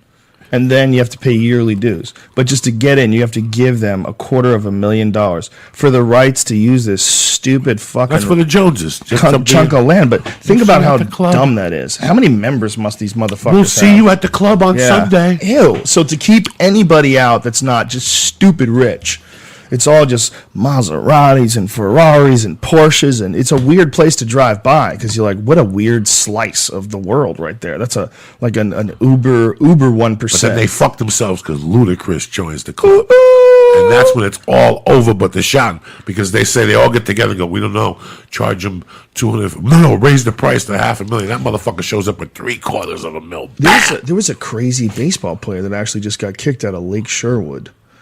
Some pro athlete was living there. And that's another place. The Lake Sherwood Country Club is another one of those. Let me find that. It was Robin Hood. What's up, B? What's up? 20 fucking charges. You got no charges for your Uncle Joey. You have like some you got crazy some phone. stupid kind of phone, man. No, you gotta bro, get yourself it's an a fucking iPhone. Sprint 4G, perfect for Uncle Joey. I don't need a camera. But you don't all even that know what shit. it is. I don't want to fucking talk to nobody. You know He's me. rocking that 4G. He's pimping it out. It's beautiful. I think he's a baseball player. Hold on a second.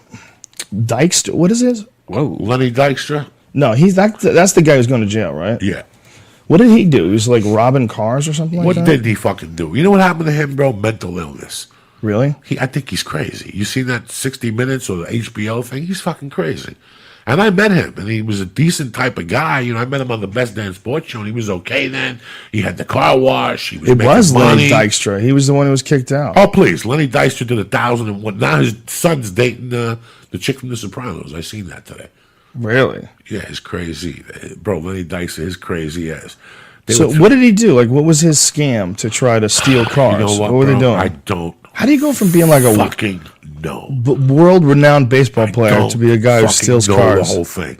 I just know that he went bad on a bunch of people in 60 Minutes, or it was an HBO did a thing on him, Real Sports, and he was hysterical.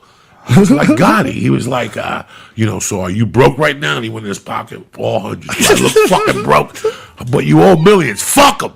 Fuck him. I'm going to live my life. And he was, you can't do that. So now they're going at him for everything. And they're going to, and right now he's in a downward spiral. Right. So not only are they watching him, but on top of that, he's giving them something to do. And now he's trying to rob from Peter to pay Paul, just trying to do what anybody would do. And that fucking thing, you're going to make mistakes, and he's going to be in worse shape than he was. What did he do? He rented a car and tried to sell it. He did something crazy. I don't know what the fuck he did. I mean, it's just. Was it a coke thing? Is that what happens? Because is there drugs involved when guys start making such terrible decisions? I think with desperation, him, he's fucking crazy. He's just crazy. If you see the interview on HBO Real Sports, you'll go, "There's something wrong there, guys. Why would you give him a loan for a fucking $2 million?" But this guy had a plane. He was flying around. He would go from Hollywood to Calabasas in a plane, bitch. Wow. This guy was crazy. Butlers, and all of a sudden he lost that. He was living in his house. They took the furniture. They took everything. Wow. But I do remember that when he went in his pocket and he had the fucking thing, and he's like, "I'm not broke, bitch. Check this out. You want your money? Come get it." Very coke-heavy episode we got going on here. Joey Diaz in the house. Let me tell you something, man. How dare you? But it's got to be hard. Like I heard Chris Tucker's been out. You know that. He's been what? Out. Every night. He goes to the the Improv, the Comedy Store. Oh, really? Every night. Out. That's good. 8 guys doing comedy. And he's up there talking. Is he doing well? He's doing well, but people are asking him, like, "Why are you motherfucking on stage?" He goes, "Because $20 million ain't shit." He goes, at the end of the fucking week, he goes, "I thought I had $200 million. He's been telling the story lately on stage. He goes, "I'm broke. It's called the government and shit." once they come get theirs, and a lot of these people, bro, spend and they don't realize that Uncle Sam's fucking watching. Yeah. And you gotta give half that dough. You and gotta those be. checks are coming in, but you don't know. And when you're black, let's face it, when you're anything, Joe Rogan, people, your lost relatives start calling you. Mm-hmm. My aunt and this guy and that guy, and the money goes fast, bro. You know what's going on with Gallagher, right? Gallagher's had a gang of heart attacks. Right. And he just decided he's retiring. No more going on the road. He's like, I'll give the banks the houses. I can't pay for these houses because he's doing like these little comedy clubs. Just to stay alive. Because But I would have thought that Gallagher would have been able to draw more than that. I don't understand. That doesn't make sense to me that he has to do these tiny little Joe, clubs. that was 20 years ago, bro. Yeah, but I would think still just for the variety of it. Look, he was not. It wasn't the best show in the world, but it was ridiculous. It was a fun thing to do. You know, So to go people see. move on. Shame on him for still taking it to that point. For this depending on to make house payments on little things. Right. A lot of people don't plan ahead. Did you ever hear him on the Mark Maron show? No. I just heard it this week, and I actually heard a clip of it off of YouTube. I heard when he left, and it's fucking remarkable. It's really crazy. You know, like a lot of people give Mark Maron a hard time for his interview style and, you know, and for causing, you know, uncomfortable moments with people. But this shit wasn't him at all. This guy's crazy. He's an asshole. Oh my God. Dude, first of all, what he was talking about comics, you know, like saying what they shouldn't do. You know, that you shouldn't talk about yourself on stage. You know, like nobody wants to hear that. And Maron was like, "What are you talking about? Like, what if you have something entertaining to say on stage, like that somehow that makes you less of a comic? Like, it was preposterous. Your life is what makes you different." He said he was saying shit like you could never work a state fair. And, you know, and Maron was like, who the fuck wants to work a state fair? Like, what a weird thing to say. But that's really what he was saying. I mean, he was really saying that if you don't do your comedy for everybody, you'll never be able to work a state fair. You should do it the way I'm doing it. And he's saying, so you're dismissing a great deal of really highly respected performers. And Gallagher's like, they're doing it wrong. He's a dick. He's crazy. I saw him making fun of a guy with, I think we've talked about it. He has cerebral palsy or something. I can't remember what he has. Where I mean, he fucking can't walk right and stuff, and he made fun of him. I don't know what it is or why he's like that. He was huge, and his brother tried to rob him. Well, he gave his brother his act. No, he gave his brother. I don't know the whole fucking he thing. either sold it to him or something, and his brother looked just like him, so it was an easy sell. And then he decided to come back. And when he decided to come back, then he wanted his brother to stop, and then it became like a real problem. So then it was Gallagher and Gallagher 2. You know, like his brother was like, a lot of people thought they were going to see Gallagher. I mean, he was essentially doing the same act, which is really kind of fucking creepy. It's like some Invasion of the Body Snatchers type shit. All of a sudden, your brother's like taking over your life. Yes. Your brother's on the road doing your jokes. You know, he has access to all of your material from your 14 1-hour specials. And I guess like they made some sort of a business deal, but you know, after a while. You ever fucking... I even forgot what I was going to tell you. That cookie's kicking in and shit. The cookie? I knew Joey did something because before the podcast even started, he's the one who put the joint away the quickest. No, I ate a little piece of a Bang chocolate. Those Bang chocolate, triple strength of hash. Yeah, your eyelids look like they're sandbags right now. Oh yeah, I'm pretty fucked up. You know what I'm saying? You know, it must be amazing. I mean, I heard you say something to somebody at the store one time, and it made sense. Or the guy from Oakland, the big guy that had the show about the school teacher. Big guy. So he had the show hanging out with Mr. Cooper. Oh yeah. You and him were having a conversation one day behind the store, and he said, Mark Curry. Mark Curry said something. Awesome dude, by the way. He said to you, "You never buy. Motherfuckers don't know that you don't buy nothing to the fourth season." Yeah, he did say that. And you said it. Somebody said you don't buy something to the fourth season. Right. And what happens here, you make a little bit of scratch, man, and it goes.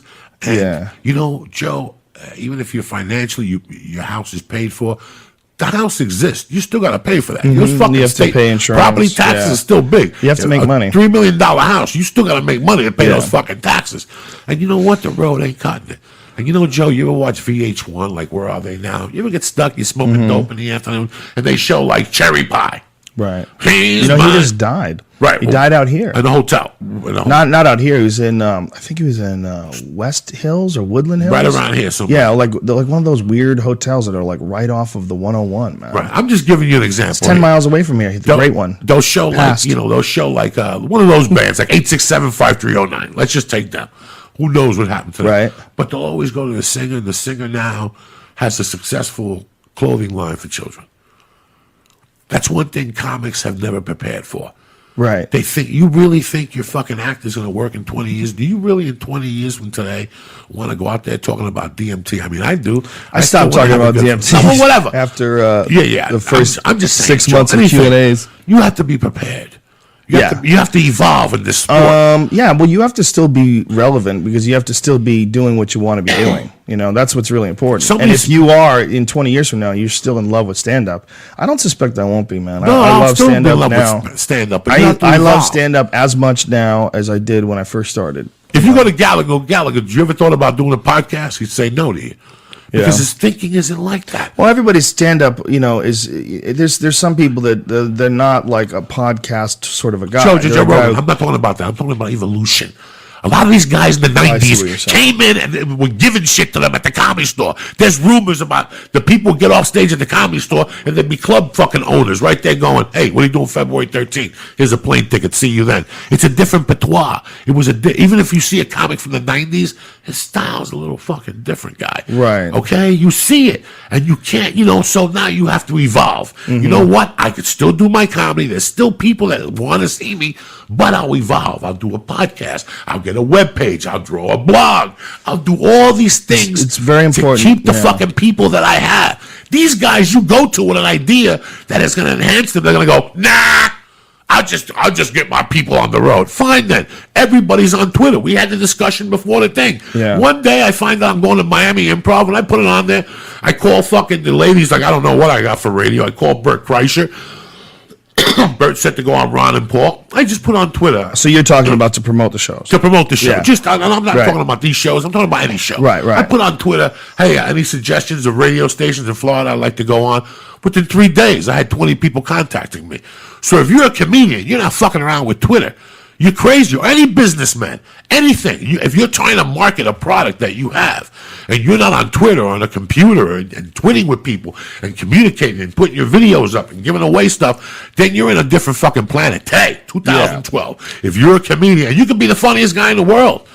Yeah, I agree with you. This is a big part of entertainment today. Yeah. I pay for 500 fucking channels a month, and so do you. 620 when you add fuel and all those communist fucking channels up there. Right. I pay for 600 channels a month, but I'm still on my computer 50 to 60% of my fucking day. 70% of my day. I watch a few shows, The Walking Dead, The Killing, but let's fucking face it, you might catch a documentary, and what do you think, I'm the only guy? I don't even like the computer. There's people who live on fucking there.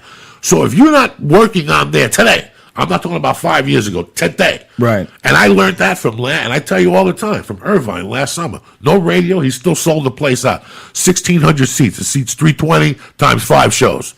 Yeah, we stopped doing. Well, we do still do our friends when we do local radio shows. If it's guys that I've done their show before and I look forward to doing it, like Dale Dudley in Austin. But we don't have to do anything anymore. That's the crazy thing is it's all our fans now. It's all, I don't even like that word. It's all our people now. And it's we don't. There's no. Everyone knows exactly what the fuck is up when they get there. It's a completely different crowd. Last year on Christmas, how much did sales go up online? 38%. In 2 years, you're not going to leave the house to buy dick. There's no reason to leave the house. There's no Amazon. I fucking suck their app. I want to suck Mr. Amazon's dick because he's genius. Listen, bro. Yeah, one click. One click, and you can do it on your phone. Look, I just got the Dolce book. Yeah. 2 days fucking later, I got it all. Whatever. I order coconut water. Yeah. I order fucking weed papers. You can order everything off of fucking that Amazon. By the way, on Amazon, you could get it on a fucking a book reader app, and you could watch it and read it on your phone. You could buy a lot of different guys' books as a download and read it on a book reader on your phone. So you'd have it on you all the time. I mean, the amount of storage that your phone has is incredible. I have the little Amazon app on my iPhone. I have fucking 20, 30 books. So you use the Amazon app before you use Apple's iBooks app? No, I use that too. Oh. But I use both of them. They're both great. The iBooks is awesome too. The iBooks I really love for the iPad. Yeah. It's the shit. I love the turning of the pages. Have you seen the new one? It has the graphic. Have you looked at a new one yet? No, I haven't seen one. It's really hard to tell, but yeah, you can kind of see a little bit more depth, but it's not a huge difference. Yeah, to me, what it is the iPad's something to like when you're sitting on the couch and you're fucking bored. You know, you just fuck around, like see what's going on in your email, see what's going on the message board. I don't. It's a temporary thing. It's like I got to leave in 20 minutes. Let me pick up my iPad. Yeah, I like it for games. I think it's way better than any. Oh yeah, for moving and shit. Yeah, that's incredible. The gyroscope in it. Yeah, for kids. Yeah, awesome. Can I write on there, cuz? Write on it? Yeah, you could. You could write in Notepad. You know, there's. And what about? Can I go online? That's where I put all my ideas. So you got to hook me up on an iPad, Brian? Oh yeah, sure. I'll give you one. The Notepad. I don't want you to give me one. I want you to take me to Apple and tell me what to buy and what programs. I'll sell you my iPad too. Well, whatever you want. Why don't you teach me? I got to take something on the road. $400. What the fuck are you eating over there? What are your fucking mints from American Airlines? I gotta hide these things from you. No, bro, you put everything here. I gotta take something. You know what I'm saying? I know, but just eat it and then talk. I'm over here thinking whether I took my fish capsules today. I did. You got the Ultraman. You got everything here, brother. I ain't mad at you. I just, you got everything over here. I was going to be on Opie and Anthony last night. I was like on the line, but then I got too tired. I just hung up. But me and Anthony were both up for that Shorty Award bullshit for Web Show. I told you that was nonsense. And, let me, Pete, tell the story to Joey. And so me and like Jim Norton was also up, I think, for. Now explain to me what a Shorty Award is. And how you get nominated. Shorty Award, and this is something I found out during all this. Shorty Award is like you get nominated by people, and then you the top 5, or there's all these categories, like your best comedian, best web show, and there's a lot of categories. And so if people start voting for you, then the top 7 people, I think, get nominated for that category. So like out of like hundreds and hundreds and hundreds of people, I was in the top 7. I was number 3, I think. And so was Anthony from Opie and Anthony, and some wrestler named Zack Ryder or something like that. And so the top 7 are up for this nominee, and then like everyone's started telling me like, hey, that shit's just a scam. What they do is they get everyone to vote for you on Twitter. And then, so all these people are trying to win. Like Anthony's tweeting, I'm tweeting, hey, please vote for me. All these people are tweeting. So it just it just advertises the Shorty Awards. And then so everybody then who wins the Shorty Awards, they have like, it's very suspect, like who wins. So it's almost like the Shorty Awards like this big scam to promote certain things. Okay, but do you feel that it's a scam because you lost? No. I heard this before it ended. Okay, but then I stopped kind of promoting the Shorty Awards near the end because people were telling me all about it. And so then when I watched it, like Jim Norton wasn't. We was up for best comedian. I don't know who won that. Anthony was who I thought should have won. But then this like miscellaneous girl that everyone's telling me is like it's the worst show ever. And there's like she had like 1/8 of the vote that Anthony had, or 1/10 of the vote even. I try not to generalize about things too much, but in general, all the categories were like this. I think award shows are fucking stupid. Why would you care? And that's what I feel. Here's the only reason why I even question it more is because after you get nominated, they have the ceremony in New York, and then they immediately sent me an email for the $400 package, you get to come in and meet with other people and stuff like that. And it's just like, so they're selling you a vacation package, or they're selling you like really expensive tickets, even if you're nominated for an award. So you can't go to the award unless you pay to go to the award or something like that. So wait a minute. So they're offering you to buy tickets to go to an award show where you're nominated. Yes. That is ridiculous. So it's a big money making venture. It's a big money making convention. I would say, I'm not. This is just my opinion. I would say that the people that won that, there's a reason why they all won it. There's a reason why they all won it. You think it's all horseshit? I think it's all horseshit. How can they get away with that? I don't know. How can they get away with that? Because once in a while they give it to somebody legit, like Conan O'Brien or something like that, just so they can have a photo of him holding it, and then it's like it's you don't a money think that they have to like quantify, calculate? Look at that invisible children shit that's going on right now. Yeah. That guy said he was going to keep 90% of the donation or something like that. Yeah, isn't that amazing? Yeah, it's a funny. People are trying to find ways to make money. They got him on video. One of the guys on video. Of course, I called that shit before the naked incident. I will give you money directly. I will give you money directly if you need it. And it breaks my heart when you see a hurricane or you see an earthquake and you want to send $50 or $100. But in the back of my mind, I say, why? Because I've worked for those organizations. where you sign up with the cops, for example. You call people and go, Joe Rogan, how you doing? Joe Diaz, PB92 here. We're calling because the cops want to get bulletproof things. If you sign up with us for advertising in our book, we will give you a sticker, and that goes in the back of your car. When you get pulled over for a ticket, you tell the cop you donated, and he'll leniency and all this bullshit. So let's say you donate $500. How much do you actually think goes to that? That's the good donation? question. Well, 30%. 30%. That's it. 30-something%. Okay, so basically you're $500, and that's even if it goes. That's even if it goes. Every fucking earthquake, every catastrophe, there's always donations. And 2 years later, what do you read? Yeah. Somebody clipped the donations. Yeah. Even Wycliffe Jean with the fucking Haiti. $1 million, a lot of fucking money when people give it to you. And I'm not saying he stole it. I'm not no judge, but I'm just saying, you have all that money. Wait, what was he being accused of? Wyclef Jean. Fucking clipping his fucking organization for Haiti, the Haiti Foundation. That's just money laundering, pretty much, right? I don't really know. That's how if you got tons of money. Well, I don't think so. I think, you know what I think? I think people, they start out with ideas of doing something that helps, but they also want to get paid. And it's a difficult job, and they feel like they should get paid along with helping. So a certain percentage of the money has to go towards the staff.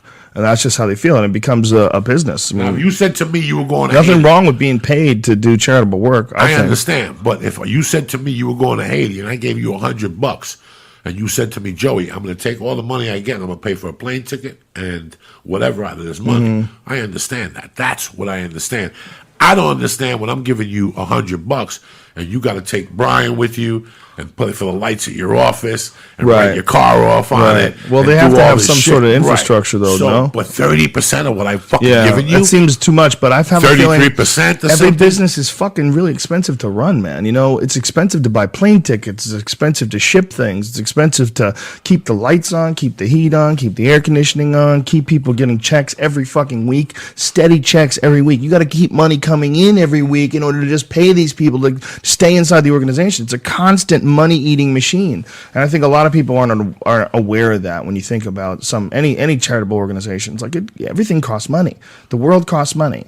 So it's hard for these people to figure out a way to do it and balance it right. That said, you get something like the Coney situation. You got some fucking crazy assholes. That's what you got there. You got some guy who went crazy in San Diego. Could he have put more gay flair into what he was doing when he was running around throwing his arms through the air? And I mean, that guy clearly has some sort of a weird fucking nutty suppression. He went nuts. He pulled off this scam, made some stupid amount of money, probably looked at his PayPal account, did some meth, and just ran outside and said, I gotta be me. And I thought that this was it. He was just going to run naked through the streets of San Diego and beat off in front of fucking passing by cars. To be fair, he was running with invisible children. We just couldn't see it. Oh, they were all invisible. Yeah. Yeah, that's a fucking fascinating situation, man. That guy made a lot of money really quickly. Yeah, if you're going to have a charity, you might as well call it something like Invisible Children, too. So in the courtroom, you could always use the defense. Like, it was called Invisible Children, seriously. Did no one figure that out? I wonder how this is going to play out. Because it's obvious now that everybody's been hustled, right? Now it's pretty obvious that the guy's crazy. The other guy here's the thing. Have said something really dubious. PayPal, if you have donated to this guy, you can get it PayPal back? lets you reverse it for up to, I think, 3 months. So it's even longer than a Visa card. So I wonder who paid in which way. I think most people probably use PayPal. Everyone uses PayPal. But ladies and gentlemen, I don't want to advise you what to do, but I think you know what to do. Yeah. Jesus fucking Christ. Don't let that go. Something. This Coney situation is very unique and stuff. Yeah. I'll tell you what's starting to scare the shit out of Uncle Joey, guys, is the Trevor fucking situation in Florida. Yeah. That's not going to end good. That's not going to end good. That's the beginning. There's wheels going in this country right now. There's wheels going, and you can tell me that the kid smoked pot or he got suspended from school. Yeah, that doesn't mean shit. Once the dude said that you stopped following the fucking kid, and you know what? They're going to have to arrest this guy or somebody. It's going to get ugly. You're down there in Florida, dog, where those brothers are fucking crazy. Yeah. And that heat and all that Magambo juice and shit. It's going to be bad. And they're having rallies all over the country. The whole thing is so scary. It's very scary, gentlemen.